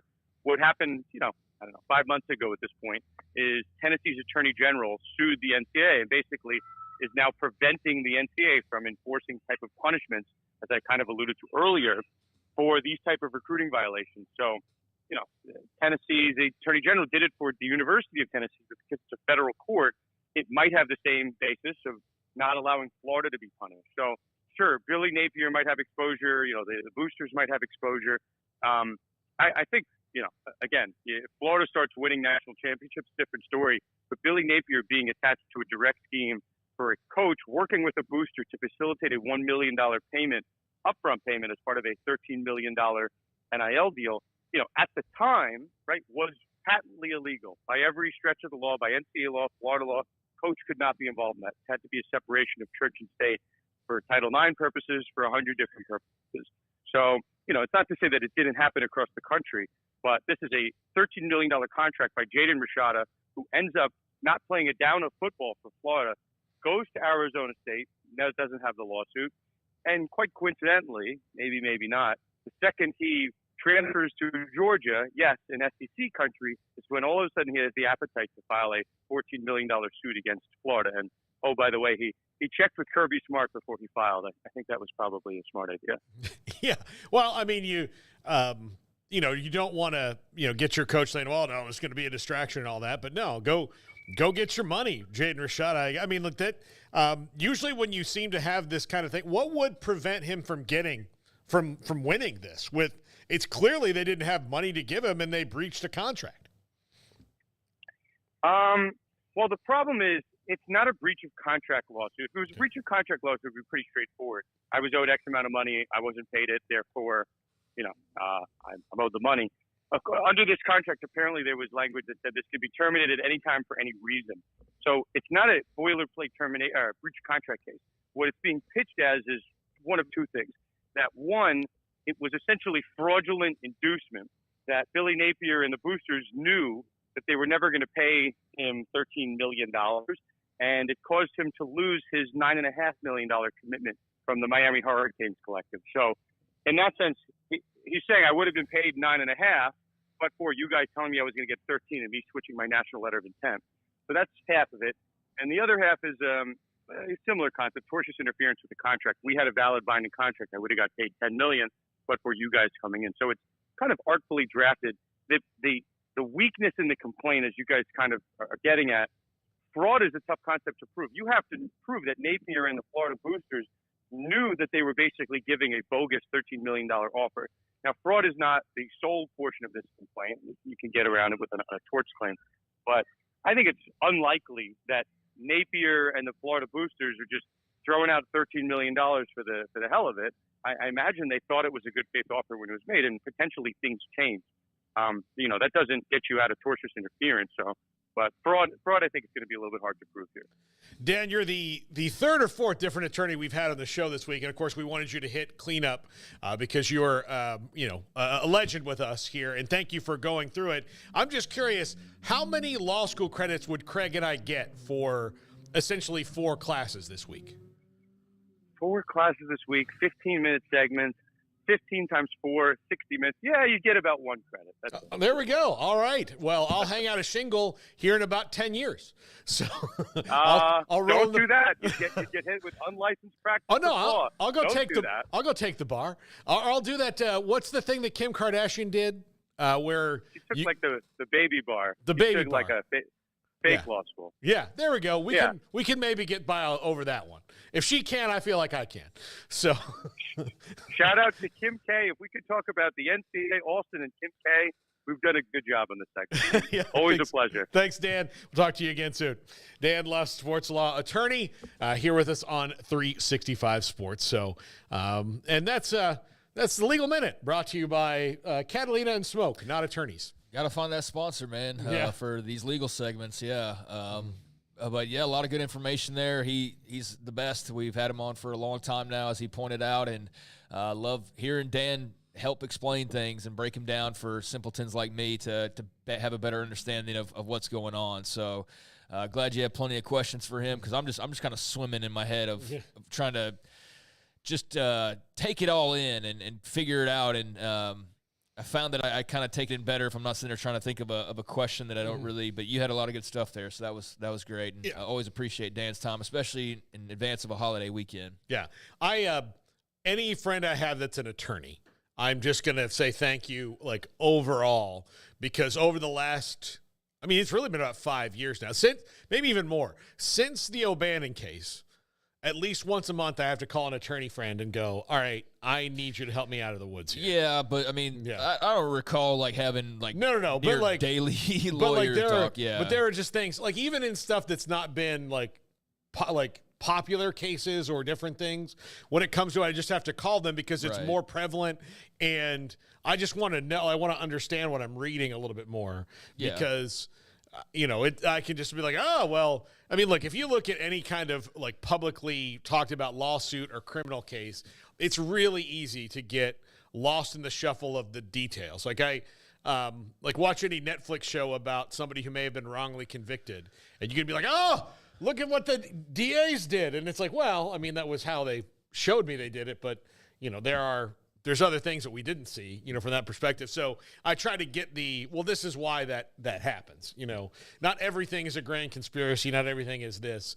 And so, but yes, and I'm very appreciative of all our legal guests to do that. So the next guest we have, Pete Nakos, covers everything NIL when it comes to On3, and he's probably one of the leaders in wrapping up that space, which is so new.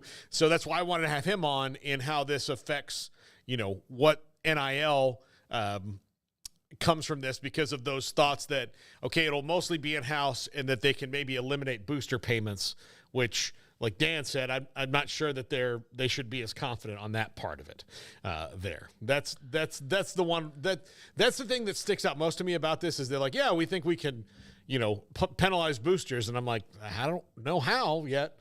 I don't know how you figured that out, but...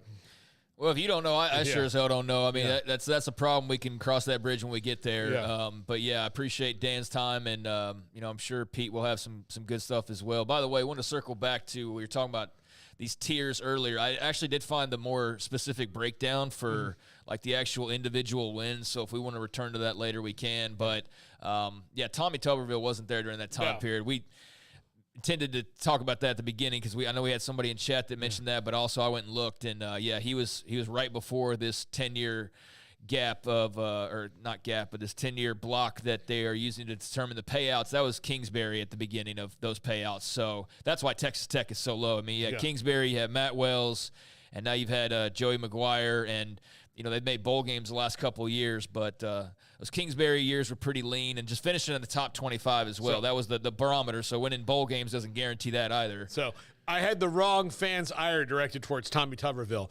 Cincinnati, you're on a lower tier because of Tommy Tuberville. Okay. That was a Cincinnati fan was asking that? No. I'm just saying that like when I said was Tommy Tuberville, so if you should be mad at a coach, like I can go through like, I know the coach. I'll tell you the coach that ruined FSU is Willie Taggart. Willie Taggart, like otherwise FSU's probably up on that top tier, but thanks, Willie. It happens. Yeah, so there it is. When we come back, Pete Nakos of On3.com discusses the NIL ramifications of House versus NCAA. This is 365 Sports. TexasBeefHouse.com marketing director had an incredible online auction, live auction, of course, in the month of April. There'll be another one just around the corner. But May, people start to get out on the grills. The weather's cleared up. You got a special throughout and some ideas for the month of May. So May, we consider May, June, and July as grilling month. We've got our jalapeno and cheese patties, our regular Wagyu hamburger patties, our garlic links. Two things that people aren't usually familiar with are our flat steak and flank steak. Those are a large piece of meat that you can cut up and eat with a fajita, or a lot of people will just cut it up and eat like a normal steak. This is our favorite time of the year because it's the perfect weather to get outside and get that grill going. In the end, did you guys have another great auction? Did it all go well? We had another fun auction. We had Wagyu brisket at this auction. It was phenomenal. We had so many customers that were so excited. They've given us their feedback on Facebook. We've got a lot of exciting things coming with a new platform that we've got going called Bid on Beef that we'll be releasing in the next couple of months. We're really excited about what the future holds for us. TexasBeefHouse.com. No hormones, no antibiotics, no steroids, premium grade East Texas beef from their pasture to your plate. They'll deliver it to you locally. They bring it directly to your door. Farm-raised Wagyu beef. May grilling month. May, June, and July. And there's not a better place to find what you want to put on the grill, whether it's hamburgers, flank, or flap steak. Samantha, there's always that code to get a discount. Yes, absolutely. Use the code SICK'EM10, SICK'EM10, and get 10% off your order of $100 or more. TexasBeefHouse.com. Automatic Chef Canteen is a full-service micro-market vending and office coffee provider with state-of-the-art vending equipment, a wide variety of products, and offering custom-fitted micro-market vending office coffee solutions for your employee break room.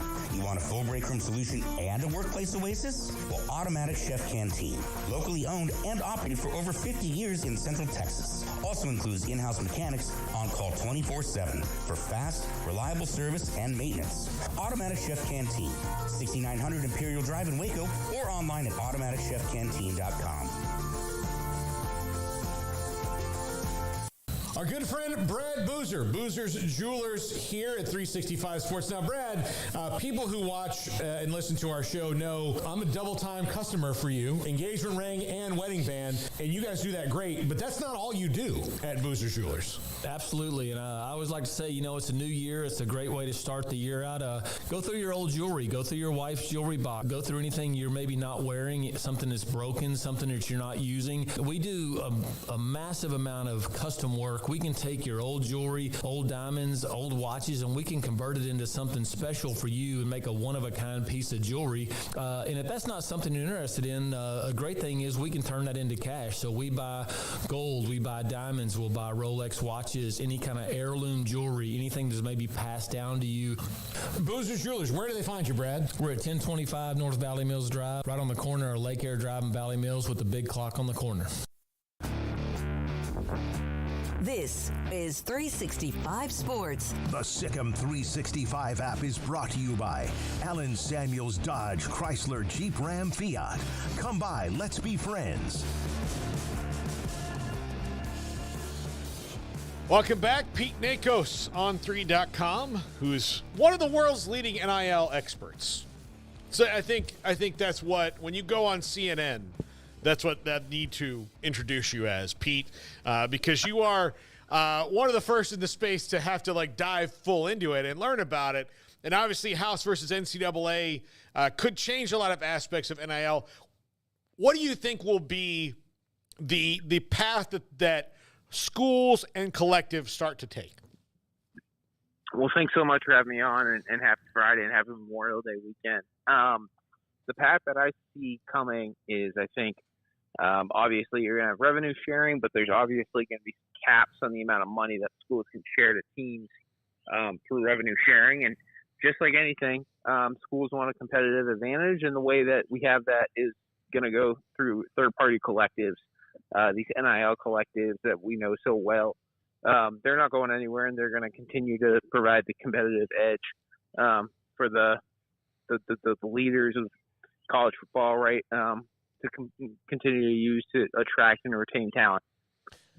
Pete, what was the most interesting, part about all this kind of coming together for you? Is it the fact that schools will now be directly involved? Is there another aspect maybe that you're curious about that hasn't been answered yet? What just kind of, piques your interest the most? Yeah, I mean, obviously, revenue sharing with athletes is completely unprecedented. But beyond that, guys, I think there's a lot of unanswered questions that a lot of college football fans would want to know. What role are collectives going to play? What is my team going to have to do to win on Saturdays off the field? What is college football going to look like for the next 10 years? I think a lot of the questions that fans want to know are still completely unanswered. And beyond that, I mean, I know everyone's making a big to-do of the settlement, and it is a landmark moment. Don't get me wrong. But beyond that, I mean, yet again, here we go. They're going to go back to Congress and try to get something done, and they need it to happen for most of what's in the settlement to actually work. Pete, so with collectives still, because they're not going to go anywhere, even though I know that the NCAA kind of foolishly hopes that this will eliminate them in a lot of places. So if I'm the Notre Dame collective and Notre Dame has, this money they distribute, and quarterbacks worth, say, $250,000. That's what they allocate, which, again, we don't know these details. But you really only have, like, say, $90,000 to allot to him in particular. The collective will then go get you the other $160K a year? Yeah, no, that's exactly how I envision it. And, man, just as well as I do, these athletes, a starting 5 SEC and Big Ten quarterback are making roughly like $800,000 to $1 million. I can promise you that if they're only going to make, I don't know, 100 to 200,000 in a rev share, maybe at most 400, they're going to want the other 600,000. Not everyone's going to just be like going back to the way it was. I mean, they gave them part of the cookie. They want all the cookie now. It's not. Things are not just going to like rewind. Pete, I saw you had a post about a player who was apparently asking schools for 6 figures a month now. I was just curious, it was the Wild West before. It's still untamed. There's lots of questions, as you pointed out. Have the demands from the part of players, from just what you've heard and been able to report on whatnot, has that started to change? Or are there more guys expecting more because of all the stuff that's in the news? Has it kind of started to average out? I mean, how would you describe sort of the demands on the part of players now and kind of how we've seen that since the beginning of NIL? The guy I was talking about was probably one of the top 10 guys in there. So by no means did not deserve it, but at the same time, 6 figures a month is ridiculous. Yeah. I think that things have definitely kind of smoothed out, and I think a lot has to do with the fact that most of your high-end collectives that we all think about when we talk about collectives mostly, I mean, they're pretty formal now. They know what they're doing. Not everyone's Jaden Rashada in Florida. But beyond that, the other thing I think people need to realize too, half the time, it has nothing to do with the athlete. There's so many agents out here who are trying to make a couple dollars off a kid and things like that. So always have to take that into account when we're talking about things like this. Pete, with this, obviously with the ruling is going to change a lot of things, but do you think that pre-ruling, that you mentioned the collectives, like most of them have kind of got their ducks in a row, that there's always going to be bad actors, but there's less people who don't know, their butt from a hole in the ground when it comes to this? Yeah, I mean, and you look at it, right, there's probably I'd say 30 to 50 of them are really good, and they're all part of this association called the Collective Association. Mm-hmm. And I mean, man, they want to be looked at as real people in this college athletic sphere. They're not trying to run away from the NCAA. They want to be part of the solution. I mean, I reported in a story today, I already know of 2 SEC schools at the very least who are definitely exploring ways to bring their collectives in-house or make them a huge part of how they're going to share their revenue. So yeah, I mean, they're not going away. They're very standard.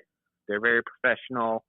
I had someone tell me on the phone that yeah, duh, obviously the ones operating in their garage aren't going to be around anymore, but I feel like that should be a given at this point. How impressed were you? I know you had an article on it, but how impressed were you by Memphis stepping up to the plate with that FedEx sponsorship, and just how that's going to, as you point out, going to be more of what's needed, more of the norm in some cases as well, but just what a massive investment that is for Memphis athletics. Huge. And you look at the rest of the American Athletic Conference, right? USF is definitely on the rise. There's some other ones too, but if you can have $5 million to disperse across your athletic department annually, I mean, that's such a game changer. You know how many SEC schools don't have a corporate sponsorship like that? I'm not saying Memphis is about to win the national title in football or basketball, but just what a jumpstart that gives for a program. Pete, you mentioned Jaden Rashada earlier. How much of a cautionary tale will that be for people now? Because Billy Napier really has got himself kind of out over his skis. Yeah, I think the cautionary tale there is just if you're an athlete, know what kind of contract you're signing. I mean, $13 million. I don't know how likely it was he was ever going to get that payment to begin with. Beyond that, though, I think it's also a really cautionary tale of the collectives to. I mean, this is the real world. We're not playing college, like NCAA 04. I mean, this is real deal. You're going to offer real dollars. You're going to be expected to live up to those payments. And yeah, if you're not going to do it, I mean, there's definitely going to be some penalties. And in this situation, obviously, Rashad is accusing Billy Napier of fraud and abetting and things along those lines. And I mean, these are some serious accusations. At the end of the day, right now, though, they are accusations, so I don't want to put the cart in front of the horse and say Billy Napier's gone or anything. But yeah, I mean, he's alleged of some pretty serious things that we're going to have to see how it all plays out. With these things coming in-house, do you believe that we'll see contracts that will prevent transfer portal movement, or that transfer portal outs will have to be very specific now in those contracts? I think that's a great question that I don't have the answer to. I think that the way the transfer portal operates right now is not going to change until we get collective bargaining. And the reason is you cannot really put caps on how athletes can and can't move around. As we've seen the NCAA lose in the courtroom already. I mean, I know that this was such a huge win for athletes in getting the share of revenue, and I'm never going to talk down about that because that's never happened in the 100+ years of college sports. But beyond that, guys, you also need to look at the fact how the athletes were not involved in these discussions at all, and I think that is going to continue to be a problem for the NCAA moving forward until that really happens. Pete, I know that Andy Staples got to go play the video game the other day. Are you jealous? Man, don't even get me started. We were on the phone yesterday before I went on a show again today, and man, I'll just tell you guys this, like, and it's not sharing too much, but like he just talked about how realistic it was, and we saw it in that trailer that's already been released. But he was like, he played Play Now, from my understanding, and he had an opportunity to play at Penn State and stuff. And I mean, I know the image is already out there, but he said the sound effects to go with it and everything are top notch. And it's just so good for college football to be back. And you know, the other thing that I don't think enough people talk about, and I'm going to try to do some reporting on, is we all know who Denard Robinson is at Michigan, because I know he was a good quarterback, but he's also was on the cover of the game. Like, that makes such a big impact on the publicity for an athlete, and I think it's only going to do good things for the game as a whole. Well, I just think for their future prospects. Like, look, if nothing happens with Donovan Edwards the rest of his football career, he'll have that, and that's going to be a thing he can always be like, hey, you know, like he'll be able to go do conventions because of that stuff. So yeah, it's huge. It's huge. Yep. Well, Pete, enjoy Memorial Day weekend. Hopefully no gigantic legal stories break over the time, so you can at least have a relaxing weekend. And I know that you've been crazy busy the last few days, so certainly appreciate your time hopping on with us. You bet. Have a great day, guys. Pete Nakos, on3.com. So I hope that one day that we get invited to play a video game for a day in Orlando. Yeah, that'd be cool. Yeah. That'd be cool. I would do that. Used to have a buddy that worked there, but now I don't. So, you know, I'm not on the list. Yeah, well, it's his fault for getting fired. Do what? He got fired. Oh, well. Yeah, or laid off, whatever. So, that'll have you not there anymore. Be more valuable, nerd. Sure, buddy. No, I know. Yeah. No, I mean, that's a cool opportunity, and I'm sure that was a lot of fun for those guys. So, yeah, that would have been cool to do, but kudos to those who got to experience that, and I'm looking forward to hearing all the details on that as we get closer to that drop time. I know there's some people that don't like the video game, but regardless, it is much more interesting than some of the other stuff that gets more of the headlines, in my opinion at least, and I might be in the minority, and that's fine, but I also think it's just a really big monumental thing for the players and just for the fans is that video game. So that's why I think you're seeing so much craziness over it, and I think there's some interesting aspects to it, like the payouts that we talked about earlier to some extent. That's another little offshoot of it, but yeah, that seemed like a cool opportunity that some of those guys got. I guess that was yesterday. Yeah, absolutely. So when we come back, a couple of things. We've got a list of the best teams never to play in the 4-team college football playoff, and there's some big names on that it just kind of starts seeing it like, oh man, that was a long time that they were not contending for a national title over a decade. And also a question from Dundies on the chat room about what our first matchup will be when we play the video game. He selected his. Curious anybody else is on the chat. Garrett, Craig, and I will give you ours. This is 365 Sports. It was broad daylight. I stepped into a gas station for 5 minutes to grab a snack, and just like that, my car was broken into. They made out like a bandit. My laptop, my phone, everything. I called my agent to see what could be done, and he restored my faith in humanity. My claim was processed so quickly, and I was able to recover my losses. Stop by and see our agents at one of our 3 McLennan County locations. Coverage and discounts are subject to qualifications and policy terms and may vary by situation. Thank you for calling your local Marco's Pizza. We're turning up the heat with our new Reaper Cheesy Bread. Fresh, house-made dough is topped with a spicy cheese blend infused with jalapeno, habanero, and Carolina Reaper peppers. At only $5.99, this limited-time product is a hot deal. Add it to your order while you can. A Marco's team member will be with you shortly. Marco's Pizza. Pizza lovers get it, and that offer on the Reaper Cheesy Bread is available right now at any of the 5 Marco's Pizza locations in Waco, including Belmead, China Spring, Robinson, Woodway, and Hewitt. Order online at marcos.com. Call for a pickup or delivery. Marco's Pizza is turning up the heat with their all-new Reaper Cheesy Bread with fresh, hot, house-made dough topped with a spicy cheese blend infused with jalapeno, habanero, and Carolina Reaper peppers. And only $5.99 and for a limited time only. Marco's Pizza, the fastest-growing pizza brand in America. 5 locations in Waco. And the new Reaper Cheesy Bread. Marco's Pizza. Pizza lovers get it. Established in 2007 and independently owned, Alliance Bank Central Texas is committed to helping families and businesses meet their financial goals. From their tellers to their board of directors, they know the importance of superior service and competitive products. Customers have confidence knowing that their financial needs are in good hands. It's your bank, Alliance Bank Central Texas, with 2 Waco locations, 4721 Bosque Boulevard and 191 Archway Drive on Highway 84, and at AllianceBankTexas.com. Member FDIC and equal housing lender.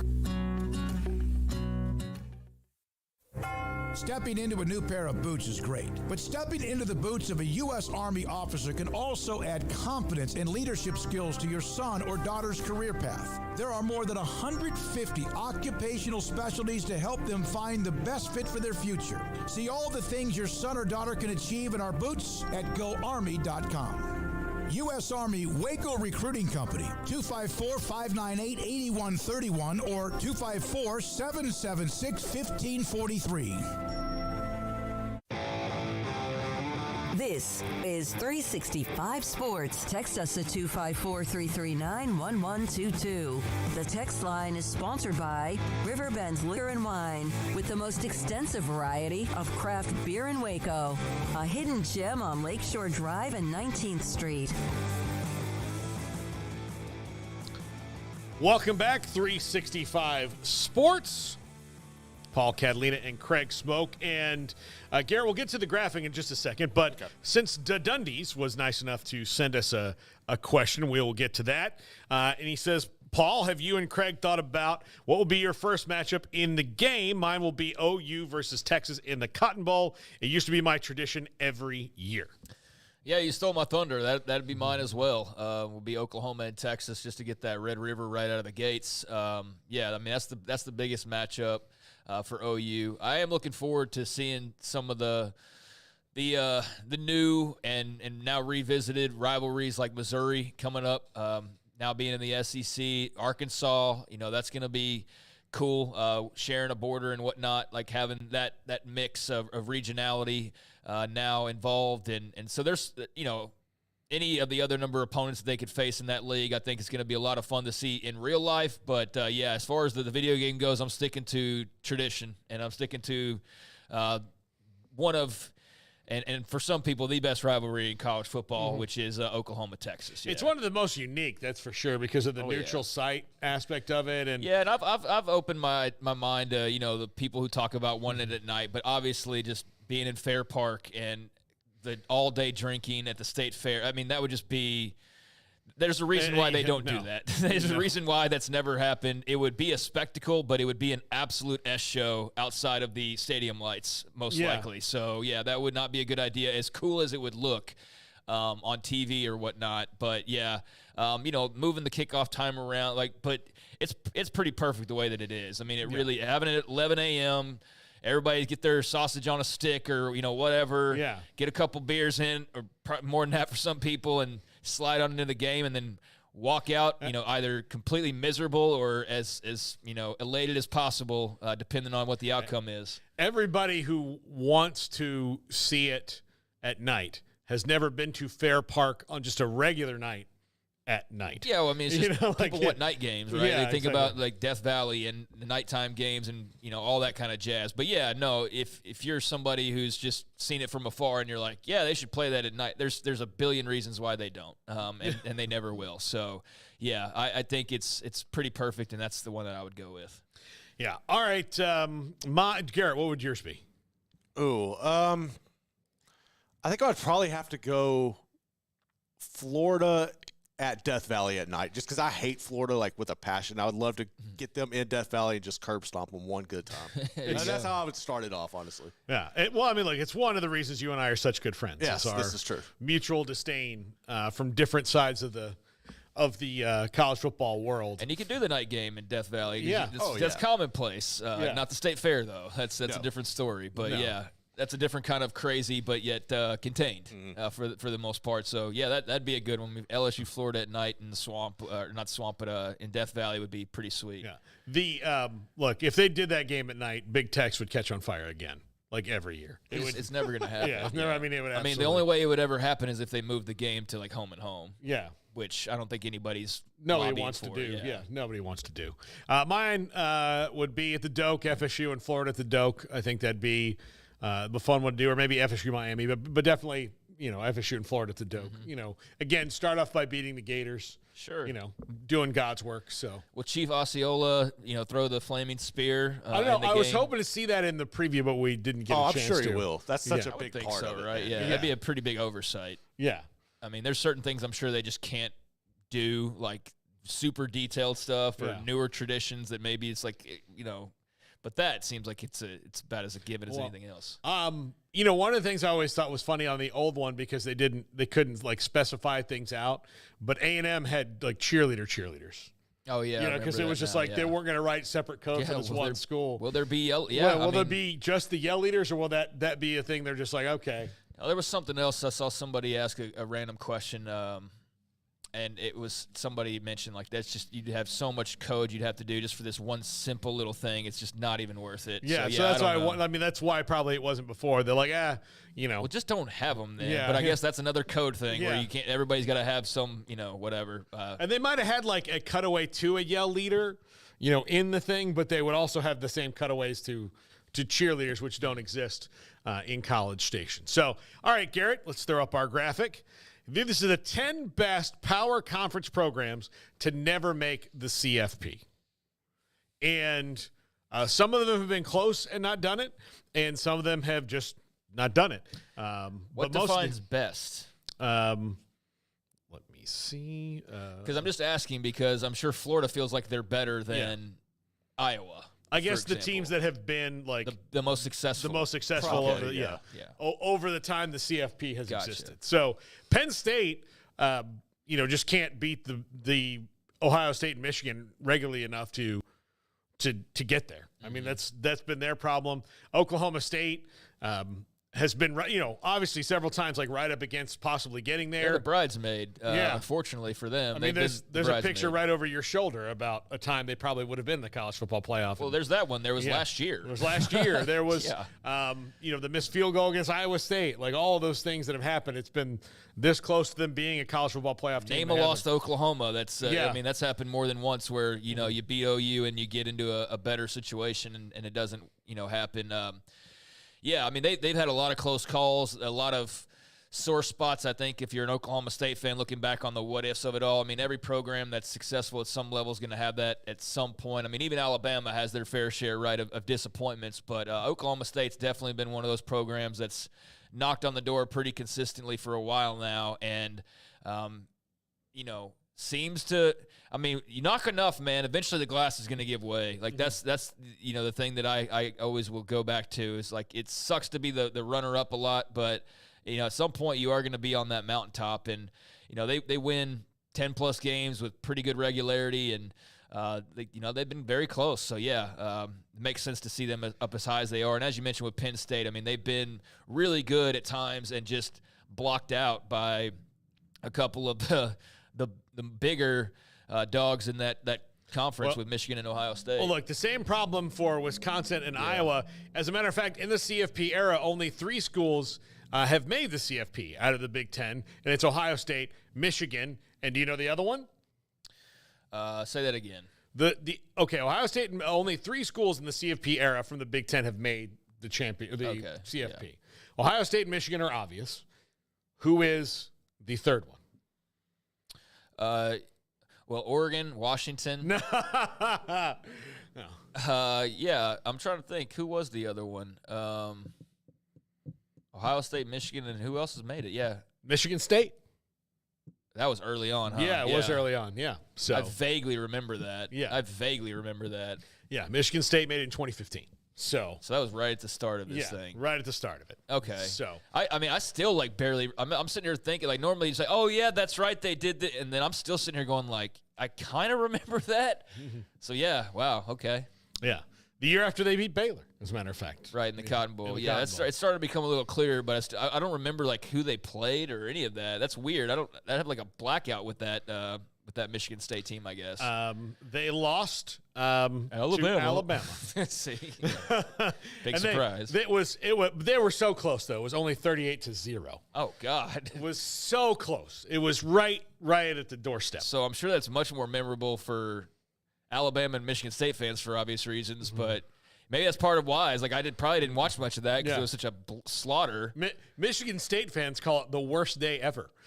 I mean, shoot, I don't blame them. That's pretty ugly. That was a hell of a win they had the year before though to come back in the Cotton Bowl. That was a wild day. I'll never forget one of the biggest homers I've ever encountered in a press box, and I've probably been to over 100 games easily at this point. But do you remember that? Do you remember whoever? I don't know. I still don't know who exactly was. I don't want to know. This way from me. Yeah, right? I don't want to know because I don't want to call anybody out or anything. Yeah.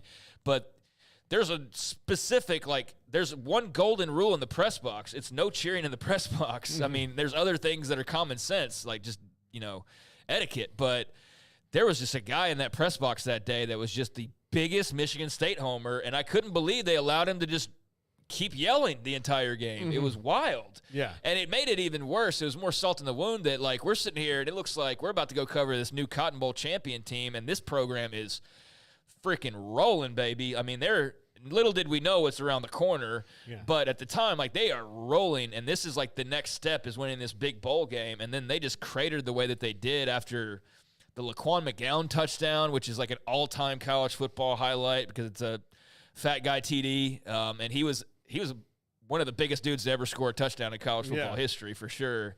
But yeah, I've never seen a game just swing that wildly, other than 61-58, which I don't like to bring up constantly, but that swung in the other direction for the Bears. But yeah, that Michigan State game was crazy. Yep.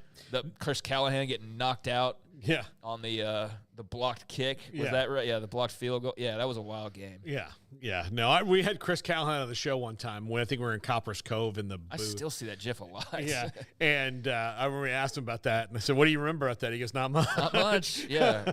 It hurt a lot. One of the highlights, though, of that game. The post game was the Baylor kicker getting knocked out on this crackback block after a blocked kick. But yeah. Number 5 is Utah. They've been knocking on the door several times. They always get that second loss that kind of pushed them out of it.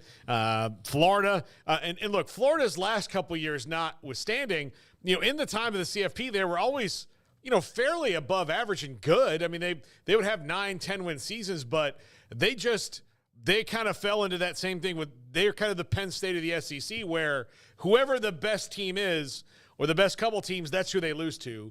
And then lately, it's gotten worse where definitely going to lose to the best 2 teams that they play, and then throw in a couple of randoms in there that they would have had no business losing to in the past. Even at home, they would lose random home games. So, but yeah, they've had that run where, especially early on with Dan Mullen, I think they thought that okay, they're going to be there eventually, and then that just didn't work out either. Yeah, interesting because they've been okay in that time stretch. Yeah. They haven't been like banging on the door though, like it feels as though a few of these other staff. But I guess even Oklahoma State, that's not like every year necessarily. Utah hasn't been every year necessarily, but I mean Florida, it's been like 5 years since they won double digits. Yeah. They had the 18 and 19 seasons with Dan Mullen when he first got there, where they were able to win 10 and then 11. But I guess in 15, 16, 10 wins, 9 wins.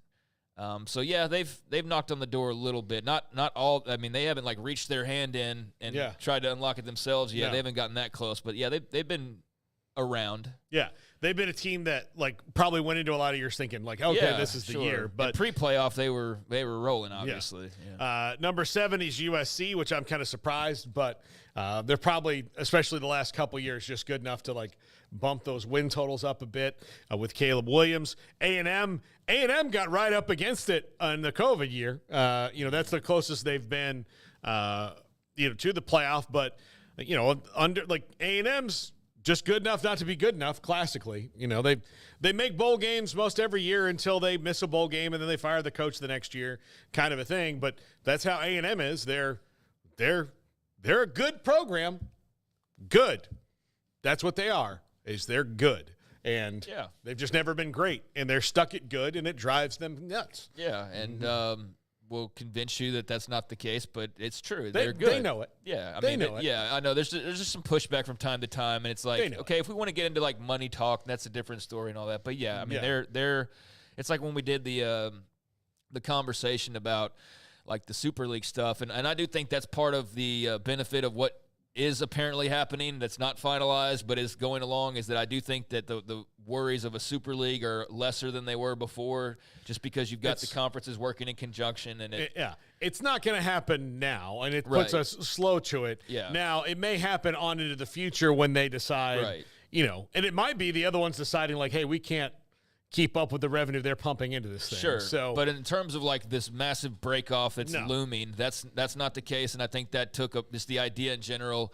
However far along that was or wasn't to begin with, that's just pure speculation. But I do think that took a step back wherever it was. It took a step back with the news from yesterday. But when we're talking about like, when I said a Super League, like my definition of a Super League is literally like the Super League. It's not, I'm sorry to the usual suspects that get mentioned, but like let's just use somebody different. Illinois, you're not in the Super League. I don't give a damn that you're in the Big Ten. Yeah. You're not in the Super League. So A&M's one that I think would be on the cusp. They wouldn't be in it because I would cut it off at like 2022, but they'd be like 24 or 25. I mean, that's where they are historically, is right there.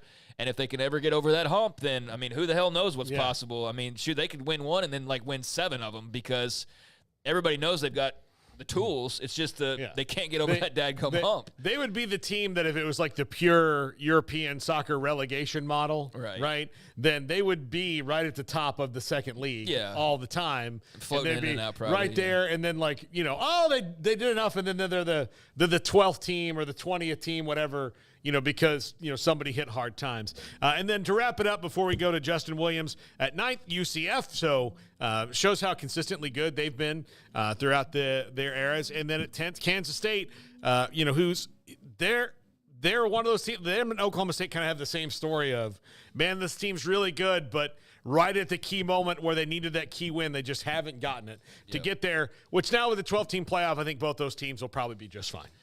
They should both. Kansas State, I think if they don't make the 12-team playoff this year, then you, best case, lost in like the Big 12 title game, and you only got one team from the league in the conference because I guess everybody had a couple losses or whatever. But I would imagine sooner rather than later, K-State's in the college football playoff and no longer on this list. I'd say Penn State, that'll happen pretty soon. Oklahoma State, they're a team that's a candidate to do that this year as well. All these schools are. That's why they're the ones that are knocking on the door. But, yeah, UCF, if you were making a list of teams to not make the playoff but have won a national championship still, they could claim that. But, yeah, they've been consistently good, and that's part of the reason why they're in the Big 12 now. So, yeah, not surprised necessarily to see them there. Yep. When we come back, Justin Williams of The Athletic. This is 365 Sports.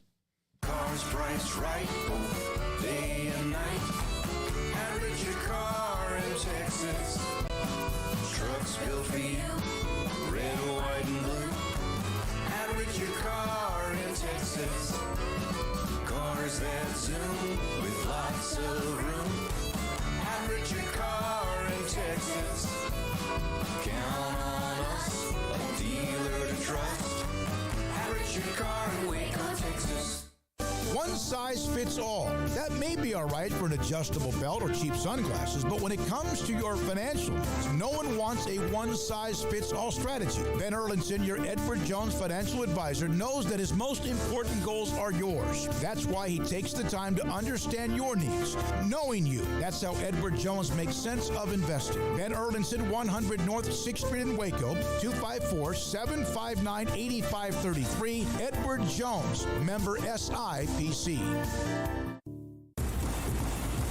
Petty Clinic Men's Healthcare in Woodway is now proud to offer you men an exceptional weight management body sculpting product called semaglutide, also known as Ozempic or Wegovy. Semaglutide is an FDA-approved weight management medication. Once-a-week injections of this powerful medication offers an average body fat weight loss of 20% within the first year of treatment. In addition to body sculpting, semaglutide also normalizes blood sugars and has the clinical research proof of reducing blood pressure, cholesterol, stroke, and heart attack risk. If you're like most men and you have stubborn fat that will just not respond to typical diets and exercise, then help is finally here. Semaglutide, affordable, highly effective. Google search Petty Clinic Waco and reach out to the Petty Clinic team today for a free consultation with Dr. Petty to see if semaglutide is right for you. Go to pettycliniclowt.com. Pizza, burgers, and Bears football. There's no place around Waco that serves them all other than Bubba's 33. Come show your green and gold and enjoy some of Waco's best food and beverages while watching your favorite team, the Bears. When real Bears fans get hungry, Bubba's 33 is the #1 spot for ice-cold drinks, hand-stretched, stone-baked pizzas, and bacon-infused burgers. Join us for indoor or patio dining. Bubba's 33, Waco's restaurant and proud supporter of Baylor Bears football. Sick 'em, Bears. This is 365 Sports, powered by Sikkim365.com. The 5 o'clock hour is sponsored by Edward Jones Investments with financial advisor Ben Erlinson, who'll navigate you through today's financial climate. Edward Jones, making sense of investing. Now here's David Smoak, Paul Catalina, and Craig Smoak. Welcome back. Justin Williams, The Athletic, with us. And Justin, you and Nicole Auerbach and Scott Docterman, I think Stuart Mandel, all doing a lot of work on this House versus NCAA case. What are some of the things that jumped out at you as you worked through this and talked to sources inside that kind of gave you a roadmap for how they feel about it? Yeah, I mean, I think the biggest thing that just kind of, if you're looking at it from a historical, college sports fandom perspective, is the NCAA has spent a century kind of built on amateurism and not paying athletes and honestly kind of like marking athletes accepting payments as a scarlet letter, as completely taboo, everything that they're against.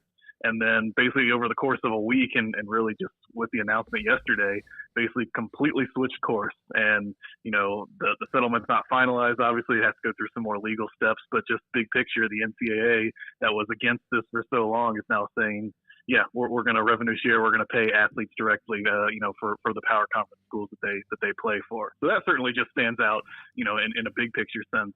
But the other thing as you're going through it is there's so many unknowns. There's so many questions. I'm sure you guys have been talking about it all week too. But every person I talk to, there's certainly I think the NCAA feels like they had to do this settlement, and I think they feel like there's some good things that'll help college sports moving forward. But even if the settlement goes through and there's no hiccups along the way, you're talking about these massive changes. But what about NIL and collectives? What about Title IX? What about just, how this is going to work for schools that now suddenly have, potentially $20 million that they need to distribute? Or if you're a smaller school that you have $2.5 less million in your annual budget or something like that. So a huge day, a historic day yesterday for sure. But I think, we're not even close to the end of this. There's still a bunch of questions to be answered. Absolutely, Justin. And how long do you think that schools get a chance to celebrate this? I mean, obviously it's going to be somewhat short-lived anyways, but what shoe could drop next that ends the celebration, so to speak, of these many variables that could be out there? I know there's the Fontenot case, but would it be as simple as just a player saying, I'm not going to be a part of this, I'm going to now sue too? Like, what would be the next disruption, if any? Yeah, I mean, I think the first thing you have to look at is, like, none of this, like I said, is final. So they have to submit it to a judge for preliminary approval. That'll probably happen in about 30 days. It's very possible that they submit it and the judge says, yep, all this looks great. We're going to kind of move on to the next step. And, even if it takes months for it to sort out, like, everything could go fine. Or the judge could look at it in a month and say, well, these 5 things that you guys have, this all looks good to me, but these 5, they're too broad. We need to send this back. We need to redo this. So all these things that are being talked about and reported that are part of the settlement, yeah, you can start kind of conceptualizing for it, but none of it's reality yet. And we don't know if or exactly when it's going to be reality. So I think that's kind of the part that jumps out.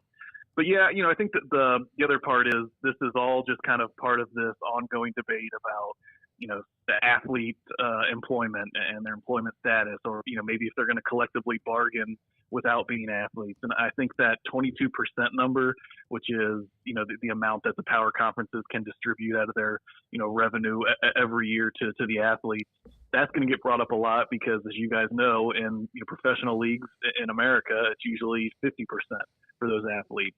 And college football makes more money than pretty much all of them except the NFL. And so I think someone's going to, kind of look into this and say, hey, why are the athletes, yeah, it's great that they're making money. Why are they only making 22%? Why did they have no input in kind of that decision and how much gets paid out to them? So it took care of a lot of legal issues that the NCAA was facing. It resolved some of those other antitrust cases. There is the Fontenot case that you mentioned. I think that could potentially factor in. But for me, it's just like the longer, broader view, which is even though if this gets settled, this is not going to be the end of the NCAA's legal troubles, in my opinion. What do you think will be the way they try to enforce these rules? I know that everything, like they keep saying, we feel it'll be able to let us do this and let us do that and let it do that. But every time they've tried to enforce rules lately, a court tells them they can't do it. Yeah, it is interesting because you do hear that. You hear that publicly. You hear behind the scenes, which is that, this settlement's going to kind of take care of some litigation. And on one hand, I do think that's true. Again, kind of the biggest cases that we're facing them from an antitrust perspective, those are settled. Kessler and Berman, 2 of the lawyers who have kind of fought against the NCAA the hardest, they've settled this. It's almost kind of like they're stepping back and saying, all right, we're not going to come after the NCAA anymore. But there are these other cases out there. There's the Fontenot case out there. There's, potential Title IX questions and the employment stuff moving forward. All totally different, areas, all different lawyers or courts that could be brought forth with litigation. So I think there's some areas that the NCAA feels like, all right, we at least have a little clearance on this. We have a little direction. We can start doing this.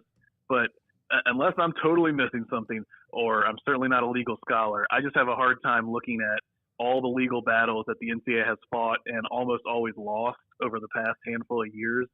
And I just can't imagine that one settlement, even if it settles a handful of cases, is just going to put an end to all those people that have been going after the NCAA. To me, I still feel like one way or another, they're going to have some legal battles that they're going to have to face here moving forward. What do you think about the expansion of rosters? And, of course, there would be roster limits, but, no cap on scholarships and all of that. So that to me, for the not like, there is like some good news here for the non-revenue sports, particularly baseball and softball, that I think have been really kind of screwed here for a long time. Yeah, I mean, I think this is another one of those situations where we don't have a ton of answers yet. Mm-hmm. That they mentioned the roster limits in the release that announced the statement, or that announced the settlement yesterday, but we didn't get any specifics or details. I actually don't think there are specifics or details yet. I think those are things that are going to have to get hammered out over the course of the settlement, probably, among the conferences themselves. And you're right. You can point to some things and say, hey, this is great that it's not 11.7, scholarships for a full baseball team or something like that. But I also think there could be some potentially concerning parts. If you're going to talk to football coaches, they're all upset because they're probably going to lose their walk-ons and they're going to have much smaller rosters. And honestly, some of that concern is genuine. Dave Clawson, the Wake Forest coach, said at ACC meetings a couple weeks ago, like, this is not the NFL where if a guy gets hurt, you go pluck another guy off a practice squad or, pull a guy off the street to kind of replenish your roster. You basically, has to be a student, and if it's going to have to be a scholarship player, you're kind of going to start with that number at the beginning of the year and then hope that you don't have too much attrition. So that's certainly one area that, if you're a football fan, I think that could have an impact. But, in the bigger picture, there's been some talk that, hey, this settlement and the financial responsibilities that it brings, whether power conference or non-power conference, maybe there's less sports that are going to be sponsored. Maybe sports are going to get cut. And I do think that, you might have a situation where, all right, now it's 20 or 25 scholarships for a baseball or a softball team. I think there's also a concern where some schools are going to say, we have to save money somewhere, so we're getting rid of our track team or we're getting rid of our swimming and diving team.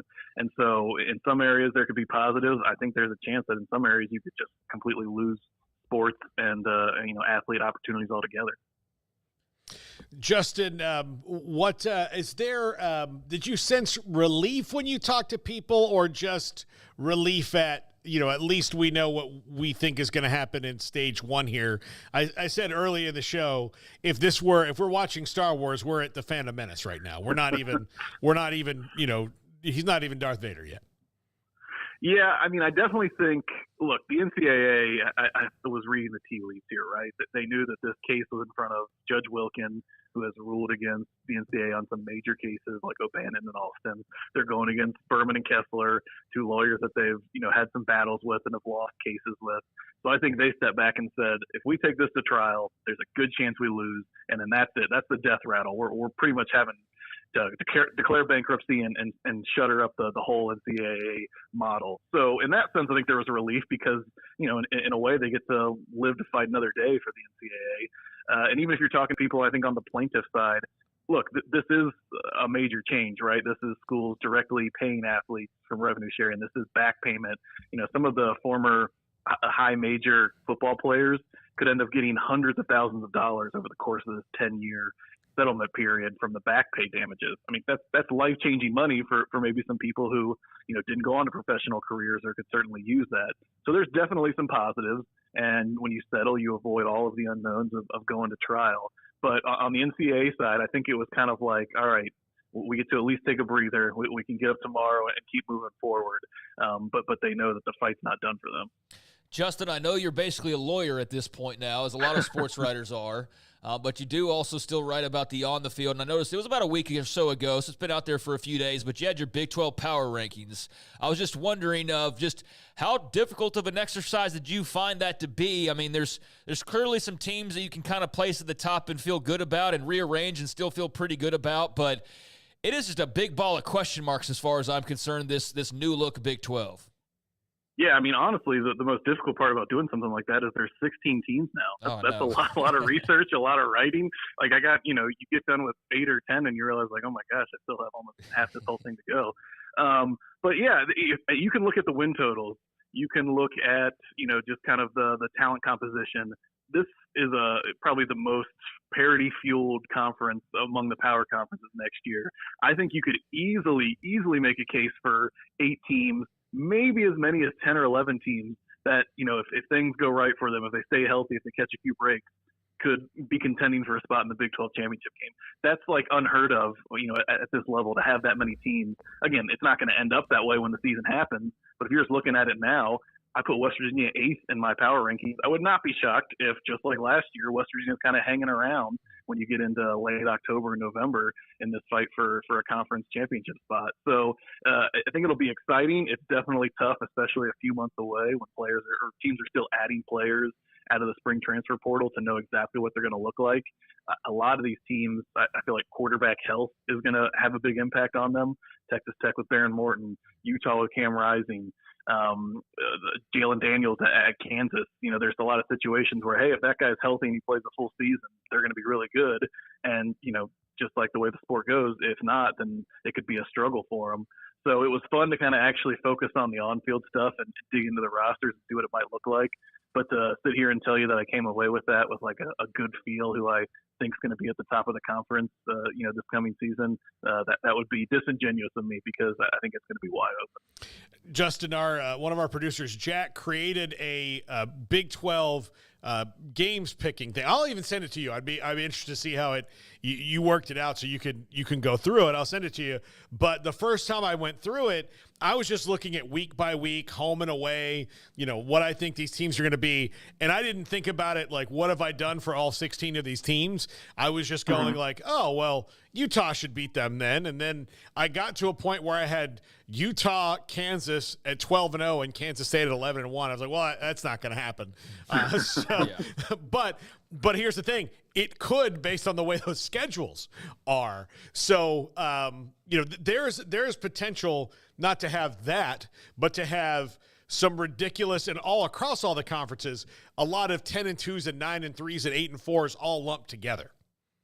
Yeah, I mean, I probably think, especially, with the 12-team playoff, there's going to be an undefeated team, right? There's going to be somebody that's just kind of a juggernaut and has a great season.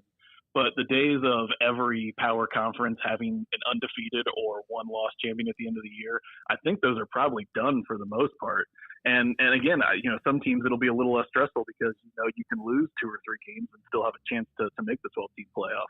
But yeah, I think we're looking at the win totals for the Big 12. Nobody, at least as of a week or two ago, nobody had double-digit wins. I think Kansas State and Utah were at 9.5. Nobody had less than, I think, 4.5 as kind of like the bottom. There was a bunch of 7.5 teams. And you're right, you start going through, and what it's probably going to end up being is it's going to be like a tiebreaker bonanza at the end of the year where you got a bunch of 7 and 6 or, 6 and 6 or whatever it would end up being going into the championship weekend where it's like, well, there's a bunch of scenarios still available because I think there's going to be a bunch of teams that are really kind of clustered and close in terms of their record at the end of the year. Justin Williams of The Athletic. Justin, enjoy what, and I told this to Pete Nakos a second ago and to Dan Lust earlier, enjoy what is hopefully a legal case-free weekend on Memorial Day. The lawyers are taking the holiday weekend, so I'm going to take advantage of that too. Yeah, absolutely. That's the one thing we can certainly rely on them for. So, Justin, thanks for hopping on with us, man. Certainly appreciate it. Love getting to talk to you whenever we do. Thanks, fellas. Always appreciate you having me on.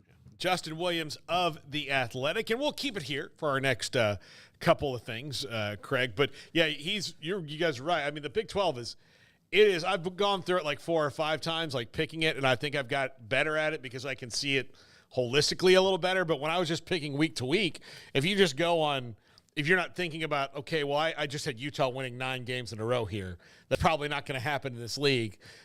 I should pick them to have a random loss or a week where there's injuries or whatever. Yeah, I mean, it's tough to do. It's tough to really gauge this league as opposed to some others. Yeah, I mean, that's been the common talking point all offseason. So I was curious when I saw him put that together, just kind of how difficult he found it. And I haven't tried to do that really since spring ended, but I'm sure I will over the summer.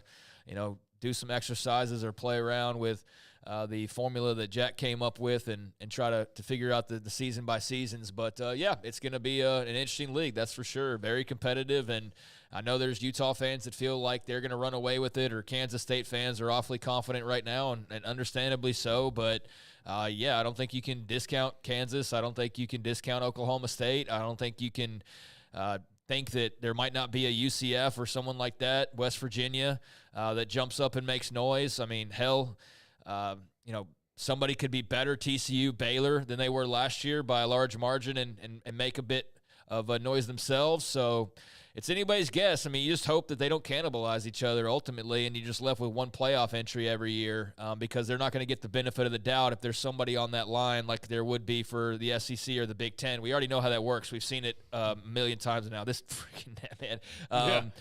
We've seen it a million times of where the preference lies for the networks. So you can't be – if you're a Big 12 team or an ACC team, you can't – I mean, and I know Florida State did everything they could, and even then it wasn't good enough. But you can't be gray. You got to be black or white. And you got to, force yourself into the situation if you're not the conference champion.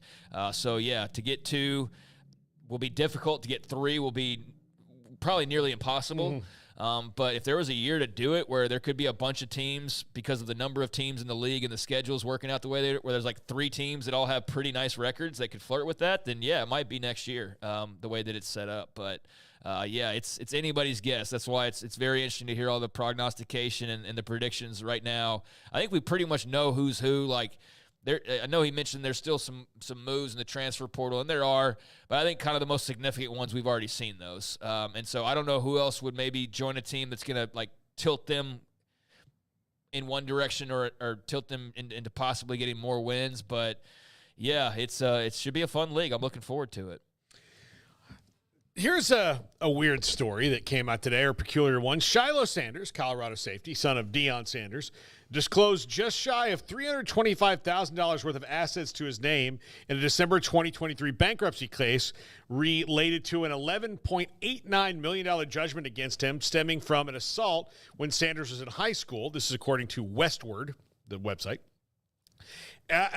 Raises questions about his NIL earnings. The bankruptcy proceeding itself stems from Sanders losing a judgment in 2022 after he failed to appear after allegedly assaulting a security guard as a high schooler in 2015. The security guard John Darjean had, quote, sustained, and this is a suit filed in 2016, had sustained severe and permanent injuries, including a broken neck, damage to his cervical spine, permanent neurological injuries, and irreversible incontinence, according to the 2024 filing. These injuries were allegedly caused when Sanders elbowed and continued to hit Darjean during an altercation and when he was going to end school suspension for having a cell phone. Allegedly, Deion Sanders was on with a coach who was going to talk to him in there and told the security guard to get his phone, and then the altercation began. Very, very odd story here all the way around, but he's already had this $12 million judgment against him, so we'll see how that goes, but kind of a very weird story. Yeah, you threw a lot out there all at once. There's a lot to sort through with that. So when he was in high school at Prime Prep, he assaulted a security guard and did incredibly bad damage. Have we heard about this before? I've never heard this in my entire life. Yeah. So I don't know like how that got reported on at the time. I've never heard this though. And my first question was, in 2015, like, why are we talking about this now? Well, the suit was originally filed in 2016. So for all those going like, it's a statute of limitations like I did, that's not the case because this was originally filed in 2016. Mm-hmm. So that answers that question as far as the timeline here and why we're just hearing about this 8 years later. But what that also does is, so that was in 2015, right? Mm-hmm. Is that what you said? Yeah. So he was 15 years old? Yeah. Maybe 16? Yeah. When this happened? He just beat the hell out of a security guard to the point this dude's got like a broken neck and stuff? Yeah. Yeah. Okay. That's interesting. That's awfully interesting. And so basically Shiloh's filed for bankruptcy because of the judgment. And now there are questions in regards to, how much he's earned through NIL and things like that. But, bro, like, I mean, they're allegations, but severe and permanent injuries, including a broken neck, damage to his cervical spine, permanent neurological injuries, and irreversible incontinence. Like, what the hell? That's wild. Where he elbowed the guy and just kept hitting him during an altercation. So I don't know what caused a teenage Shiloh to go off on a janitor or security guard. Security guard, and cause that kind of damage. But my God, man, that's awful stuff. He lost the judgment as it states, and so they're looking to collect money, and now he's filing bankruptcy. So, nothing's been paid, and that's going to be an interesting thing to follow now because there's, as you would imagine, a lot of people saying the same thing we are of like, what's this now? Like, what happened and when and how and who and what and what's this mean? And so it's already, I looked, and it's gaining a lot of traction, as you might think, because Deion's a lightning rod. Not on here when I know we will, of like people are attacking the family and all kinds of whatever. But I mean, he lost the judgment, and so now they are starting to wonder about what he's making in NIL, rightfully so, because dude, you're facing nearly $12 million on a Google commercial. Yeah, I mean, and you're very much out in the public eye, and let's not forget, just your brother there flashing the rollie on national television and your dad talking about bringing the Louis bags and all this stuff. So you're flashing money, whether you realize that, you definitely realize it, but whether you understood or not. Now, maybe Shiloh hasn't. I don't watch their YouTube videos. Y'all can tell me if y'all watch them. I don't know if he's going around flashing like his father or his brother can or will or have or whatever. But, that's definitely a family that portrays as having money, and so that's them. Maybe it's not Shiloh, but that's kind of hard to imagine as well. So, yeah, there's a lot of questions here about what happens now. But, wow, that was just out of nowhere. I don't remember hearing a single thing about this, but that was 2015. So I don't know. I don't even know where on the radar that would have been. Yeah. At the time. So, yeah, that's a wild story. Yeah. Do not remember hearing about that at all. All right. The other day, Craig, we did the Big 12 running backs. So I thought as we went in and get to talk a little ball going out of here, PFF did the highest graded SEC running backs. And this one jumped out at me is, look, there was one team, UCF had 2 on the other one, right? They had 2. Nobody else had 2 on the Big 12. Well, this one is divided up mostly between Ole Miss and everybody else. Ole Miss has 3 of the highest graded running backs here on the list. And Garrett, I'm curious of how you feel about at least one of them. Yeah, imagine. Ulysses Bennett, number 1. Bentley, at number 1. Devon Booth from Mississippi State at number 2. Jawarn Howell from South Carolina, rated above Rocket Sanders, by the way, which surprises me. Trevor Etienne at Georgia now at 82.1. Jaquinton Jackson, who transferred from Utah at 82.1. Le'Veon Moss at A&M, and you throw what's his name, Reuben Owens into that backfield and a couple other guys, and that could be pretty salty in Aggieland. Dylan Sampson of Tennessee, and then 2 more Ole Miss guys. Logan Diggs, Garrett.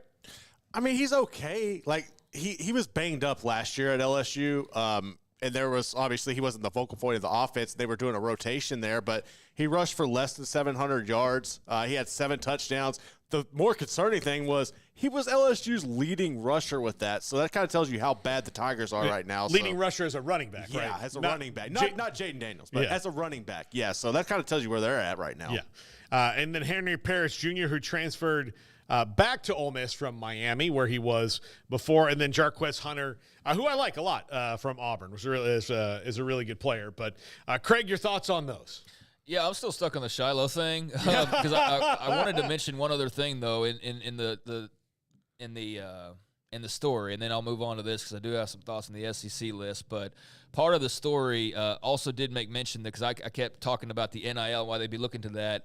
They are looking in to see if the money was funneled through a couple of LLCs related to the NIL, and so now that's what they're looking in. Where's the money? Where's the money that you're apparently making with NIL, and how is that being funneled? And you look into the disclosure of some of the things that he said as far as his property and what he owns. From October 2023, claimed to have close to $500,000 in assets.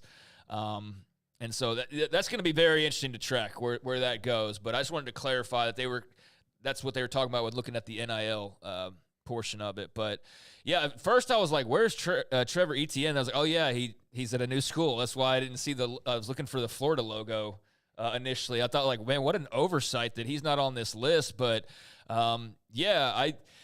it's a good crop of backs. I don't think it's like just blow your doors down though. As much as it probably would have been like last year, I think you would have really been blown away.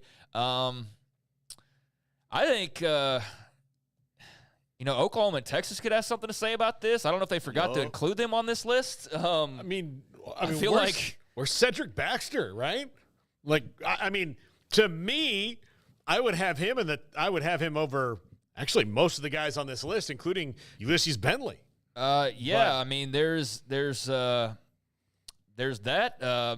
Absolutely. And so that's initially what I thought was just sort of where is Oklahoma and Texas on this list, especially when you're talking about running backs. And yeah, Baxter seems like he would be a pretty good candidate to be on this list over some of these other guys. So that's just the first thing that sort of jumps out at me, or I guess the second thing, along with the fact that I don't see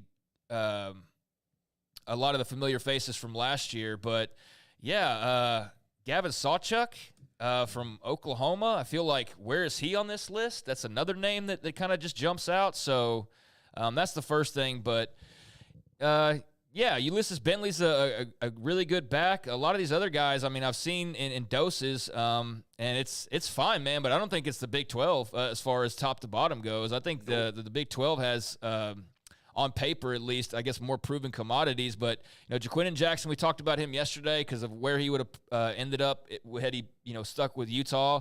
But I think, and we both echo that he's going to be a really good pickup for Arkansas. A&M's obviously got some guys, as you mentioned. Amari Daniels is the other guy I forgot. Yeah, I mean, so they've got some depth back there. So I was sitting there and trying to look at who from last year is no longer on this list. That would be the oversights. And there are a lot of guys that you miss. Like Cody Schrader obviously had a huge showing at Missouri. He's gone to the NFL. Quinshon Judkins is at Ohio State now. Jaden Daniels is obviously off to the NFL. Ray Davis from Kentucky had a huge year. He's off to the NFL. Jalen Wright was 6th. He's off to the NFL. Jarquez Hunter is 10th on the list. Is 10th on the list, and he would be the leading returning rusher. So that's kind of strange. So there's just a few things here, like where's Oklahoma and Texas? Why is the leading returning rusher on paper at the very bottom of the list that I just kind of find confusing when I first look at this list? And then just the fact that there's a little bit less star power. There's plenty of good backs on here, and they'll be great again, I'm sure. Mizzou replaced Cody Schrader with Marcus Carroll, a transfer from Georgia State who had a huge year last year. So, and he's about to go play for a team with bigger offensive linemen. Yes, granted in a tougher league than he's been in, but he's also got wide receivers like Luther Bird and Theo Weiss to take some pressure off that running game there, and a quarterback in Brady Cook who's really, really good. So, I was just kind of surprised to see him not graded in there. And, PFF has kind of a weird grading system. Yeah, this is like sometimes blocking, I'm sure, and all sorts of stuff but I'm just thinking of like rushing scores and touchdowns and the typical things you think of. So, yeah, maybe he's not a great pass blocker, fill in the blank name, and that's why he's not as high on this list or something. But, yeah, there's some picking apart you could do here, I suppose. But Bentley ought to be great. I mean, all those guys on this list ought to be pretty good, but there are some question marks for sure. Yeah, absolutely. So, there's some weird, like Cedric Baxter not being on the list and Gavin Sawchuk, but especially with the two other Ole Miss backs that are on there. Like, you can put Bentley on there. That's fine to me, but Cedric Baxter and Gavin Sawchuk have been much more productive than Logan Diggs in Parrish. Well, I'm questioning. I'm like, did somebody transfer that I'm not aware of? Like, you know what I mean? Like, I'm just like double checking, and no, that's not the case. So, it's just their prerogative and their list and their formula of how they came up with it. You see the minimum of snaps, so maybe that plays into some of the I guess, total as well for some guys that might be more well known or something. I don't know, but yeah, I think the Big 12 had a really solid list yesterday, and there's some guys I'm very intrigued by on here, like a Jaquindon Jackson that I'm looking forward to seeing. Yeah.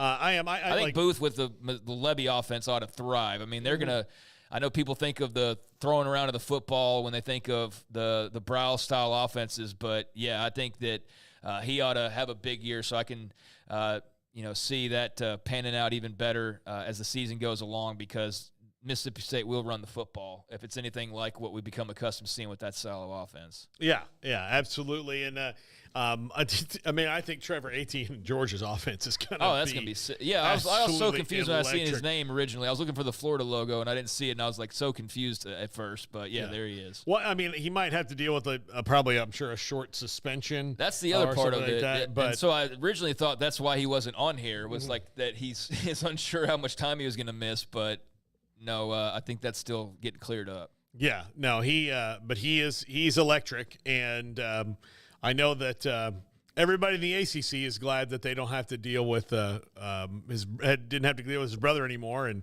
now the SEC was maybe hoping he would get out of there, but now he went to the best team in it. So the rich get richer there, and that was I read a great column about this week in The Athletic.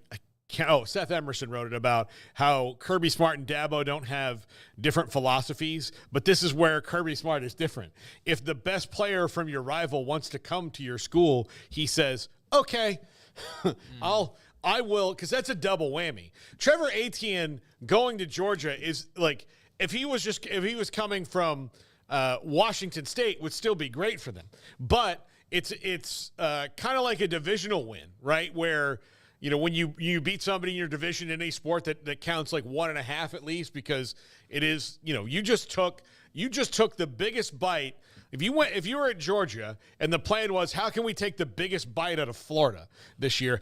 That was it. Trevor Etienne right there. That's how you take the biggest chunk out of them and, put them even further up against the 8 ball than they already were, because the one proven true dynamic offensive playmaker that they had potentially coming back, especially after Ricky Pearsall left, was Trevor Etienne. And now, no. I want to go where I'm guaranteed to win a little bit more. Who is LSU's biggest rival? It would either be Ole Miss or Alabama, technically. Do you know them as well as Paul knows his biggest rival? Because Paul, I feel, could give a breakdown on Florida like it's Florida State. I mean, I think maybe just I could do the same with Miami. I could do it for Texas. Yeah, I was just wondering if that's. I can do it for Miami too. But you just okay. I can do it for Miami too. Definitely. Is everybody like that? You think? I mean, as far as knowing their rival, I can tell you, I have confidence in breaking down Clemson, Miami, and Florida very, very well. Yeah, very, very well. I'm pretty good on some others, but those 3 in particular, I watch what they do with great interest. That's got to be the first measuring sticks are those 3. Then I can worry about anybody else they would play in a potential playoff or postseason game down the line. So I need to know how up against it everybody is or how not. And so, I could break it down. Plus, I'll say this. I know it's probably not like I've followed their history for so long, so I know all these things. It's just, I wonder, let's go to the chat. Does anybody else in the chat real quick who could you break down your rival like you are breaking down your own team? I don't know. Nobody said anything yet, but just answer that in the chat, and we'll talk about it when we come back to wrap it up. Like, who could you break down almost as good as your team?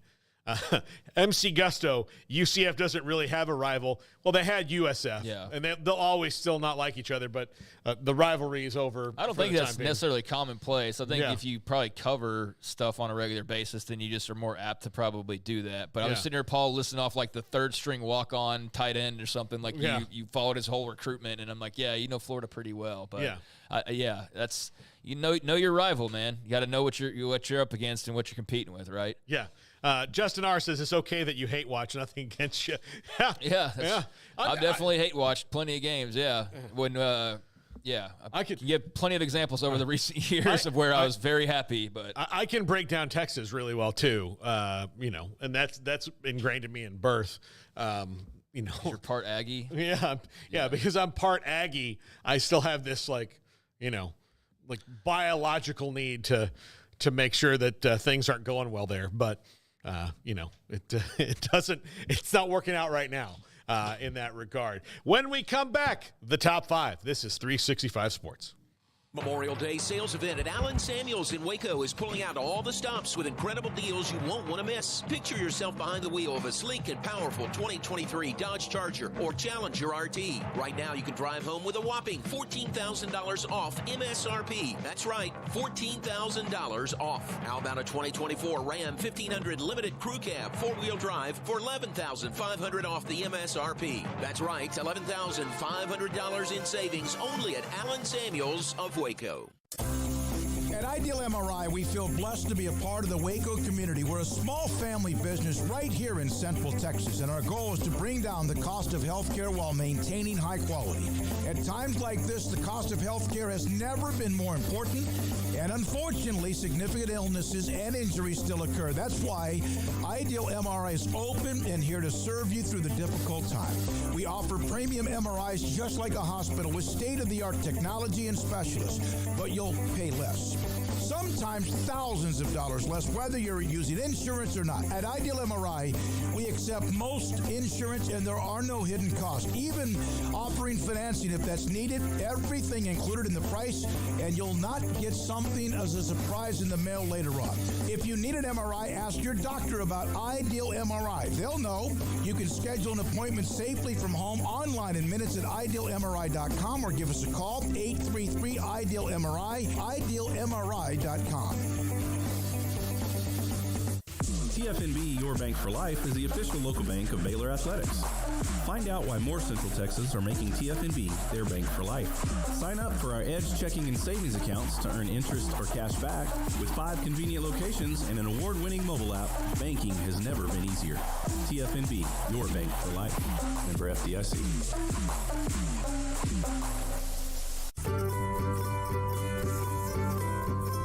You want to know why Stonewood Dental is so successful? Listen to what happy customers have to say. Listen, it's different than any other dentist office. I really feel like they care. And it's not that you're here for 2 hours waiting on someone to take care of you.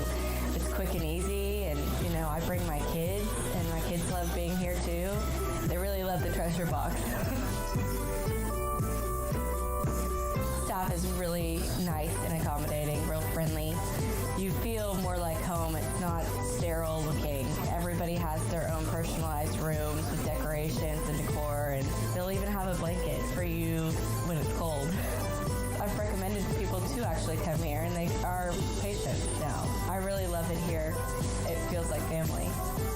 Learn more, stonewood-dental.com.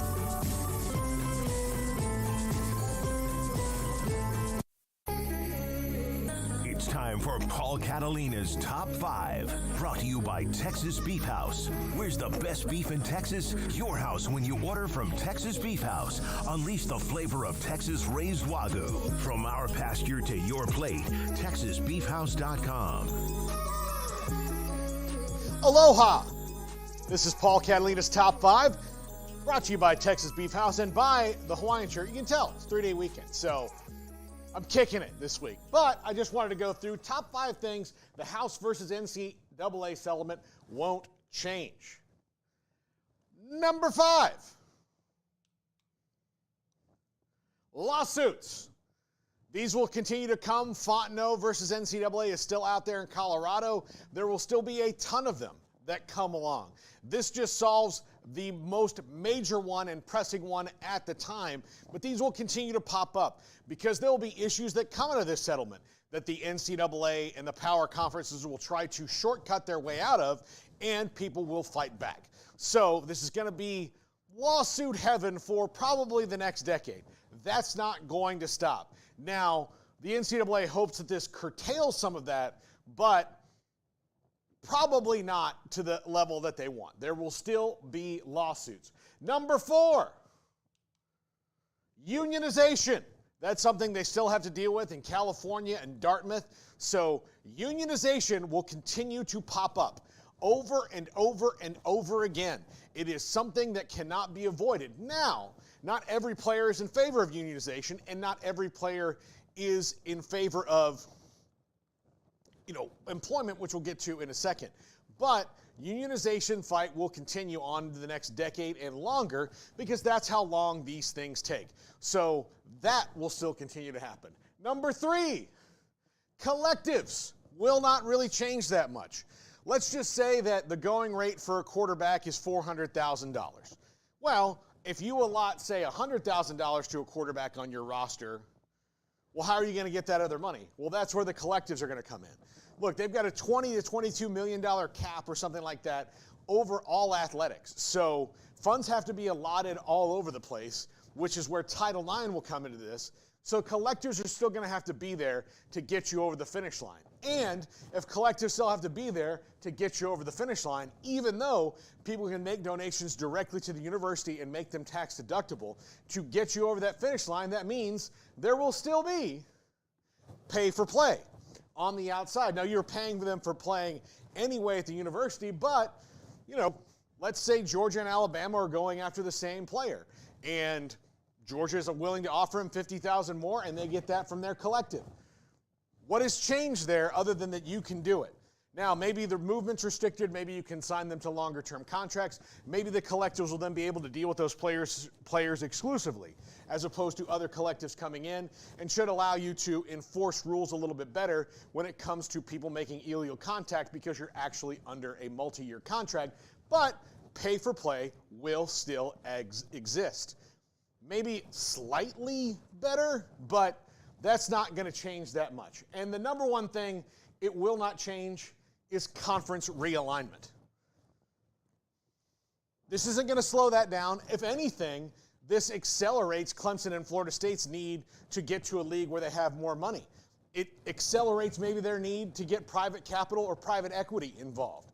It accelerates their need to be with the big boys, and because they've got to pay off this money, that's another bill that ACC teams have that they have less money to pay for than the Big Ten or the SEC. So schools like Florida State and Clemson are going to be very justified in their minds in their own lawsuits, because now not only do you have to, close the gap when it comes to television revenue, you have this other thing you have to pay out for about a decade, year over year, and more than a decade. For the rest of time, you're going to have to continue to pay out money to athletes. Well, where are you going to get that money? Wherever it can come from. So that will not change. As a matter of fact, it might even accelerate it to a point where we don't recognize things anymore, and the Super League could come back into the conversation. Although I do think that this pauses that for a little while schools try to understand the new status quo, but eventually the haves and have-nots will get further apart because of this gigantic chunk of money they're going to have to pay to everybody. That is the top 5 things that will not change after the House versus NCAA settlement. They're not going away. They've not been dealt with. So if you're in for more chaos, believe me, it's not going to change all that much. This just puts them on a different path to maybe some semblance of order.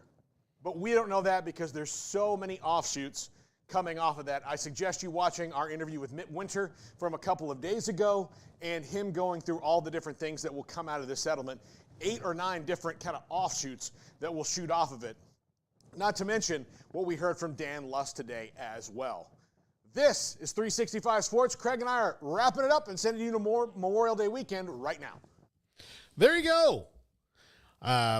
So there was the top 5. Those are the things that aren't, I think that's the biggest thing, to wrap it up, Everett, with this NCAA versus House thing before other news comes out about it in the coming weeks.